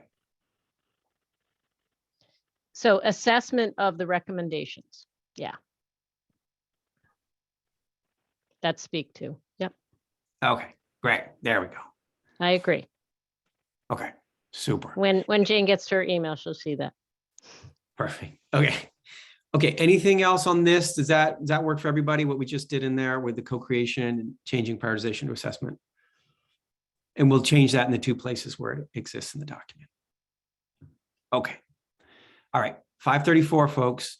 I want to note that we actually, unless there's some hidden thing out there, some elephant that hasn't poked its head up, we've actually worked through all of the issues that you all said you needed to talk about. And that's a huge, huge, milestone for us. Right now, Jane, Marion are going to be taking lead on creating a track change version of the full document, and we'll get that to you at some point during the day tomorrow, along with a clean version. A few of you have assignments as well to get a specific piece of language to Jane and Marion. So we encourage you to work on those assignments expeditiously so that those can be incorporated into the new version as well. Okay. I'm going to suggest something for Wednesday, which is, I think Wednesday should not be about making changes to the text. I think Wednesday should be about making sure we all know what's in there. And if there's some lingering concerns, clarifying where folks need to write something that's a dissenting piece on those lingering concerns. Okay, so I'm going to suggest for Wednesday, we don't open up the box and do line edits again. We look at it, we spend some time with it. If we need to discuss it, we discuss it. And if folks are feeling uncomfortable, that's where they can put their name in a dissenting piece. Okay, and then we're going to do the formalized look of, can we walk forward with this? One other thing, and then I'll grab the hands that came up. I think we should get together at the hour we're supposed to get together on Wednesday morning. And then I think we should probably adjourn for a moment and give ourselves an hour more to read. And then go sit down, read, everybody takes an hour, and we come back, and then we finish up our conversation. That way we for sure bake in some time for everyone just to read and look through all the track changes and everything else. Abby, then Catherine, and then let's try to finish up tonight. I'm just wondering, where are we at on edits? Our edits, I just want, for transparency's sake, to understand, like, who is able to touch the document from this moment to Wednesday? So Jane and Marion are gatekeepers. Oh, go ahead, Jane. Go ahead. Sorry. Well, unless people explicitly volunteered or offered to make specific changes, which we've now noted, Marion and I will be making them. And there were only a handful that I heard that of. And this is the last up. I mean, it's not going to be that there's like more emails flying around over the next day that like where language can suddenly change and things like that. Is that correct? We agreed. I think all the language essentially has been agreed on, except if we've asked people to still go forward and put that language forward. It's clear what we are agreeing to, I think. Okay. Yeah. There's no space right now for a substantive language change beyond what we just talked about today. There is space for editorial, like fixing the missing comma, this and that, changing that word, whatever. But substantive, no. And every change that's made will be made in track change so that you can see those changes when you get the document. Catherine? I just wanted to know that I support your approach of not making further changes to the document, except for, despite Jane and Marion's best efforts, it is possible that something could fall through the cracks and be missing in terms of a change that we expected to see in the plan. And I would like to give us the freedom to bring those up and make sure that that gets added back in. I know Jane and Marion are juggling a lot of different emails from lots of people over time that that they're trying to incorporate in, and it's possible that things could get just dropped. And so I just want to throw that out there. Thanks, Catherine. I think that's a fair, absolute fair caveat is if something was explicitly talked about today, right? If you lifted up the recording and said, this is what we said, and it didn't make it in for whatever reason, the ball got dropped, absolutely, we can fix that in real time. What I don't want to do is reopen the box and say, oh, but if only added like these kinds of phrases, I'd feel better about it. I think we're at the end of the road on that. We can talk, we can discuss, and if folks have some concerns they want to add in at the end in that appendix section, that's what we'll do on Wednesday. And then we'll make a decision whether to adopt or not the plan. Okay. David, that was masterful. Thank you. Okay. All right, folks, it's 5:39. We all deserve a break, for heaven's sakes. Thanks everyone for sticking with it, even in the really great, tough conversations. So I really appreciate everybody just putting the mental juices there. Thank you. Jane, what else? Two things. I will email around a PDF of the draft tomorrow when it's ready, and we will post it as to Annette's question on the resource table as well. I do just want to ask that if we are planning to make, I have two questions, sorry. If we are planning to still make revisions or changes, even albeit minor, I imagine we'll be able to adopt on Wednesday via those pending changes, because I just want to be reflective that when we make changes to the document, just compiling the PDF in and of itself takes an hour to like reload the PDF. So it's not like you'll be able to see them in real time added. So just want to put that out there. And then as far as closed captions, I've looked into that on Zoom and do not know how to do that with our Zoom account. So I just want to put that out there. That is not something I intend to do for Wednesday unless it's a Zoom account change. And I don't know. I tried. I sent Marion a quick how-to that I found really simple. Okay. Great. Took about 5 minutes. The intent is to do it, and it could be that there's a level of the account that doesn't let you do it. So we just need to figure that out. But the intent's there. Okay. Okay, great. All right, folks, I think we're done for the evening. We will see you all on Wednesday. You will see a draft come out, a final draft come out from Jane and Marion at some point tomorrow. I'm not going to say what time, at some point tomorrow. And you have my commitment that I think we should take a break tomorrow morning and just sit and read independently and then reconvene. So I'm going to suggest we do that on Wednesday morning. Wednesday. Yeah. Excuse me. And we try to cancel the steering committee meeting tomorrow. Just want to say that out loud. Cancel the steering committee meeting. Yes. Okay, great. Perfect. All right, folks. Have a great evening. Thanks, everyone. All the best. See you on Wednesday. And Kelly provides. the Thanks, grant. everybody. Happy Hanukkah. Happy Hanukkah to everybody. Thanks, Kelly.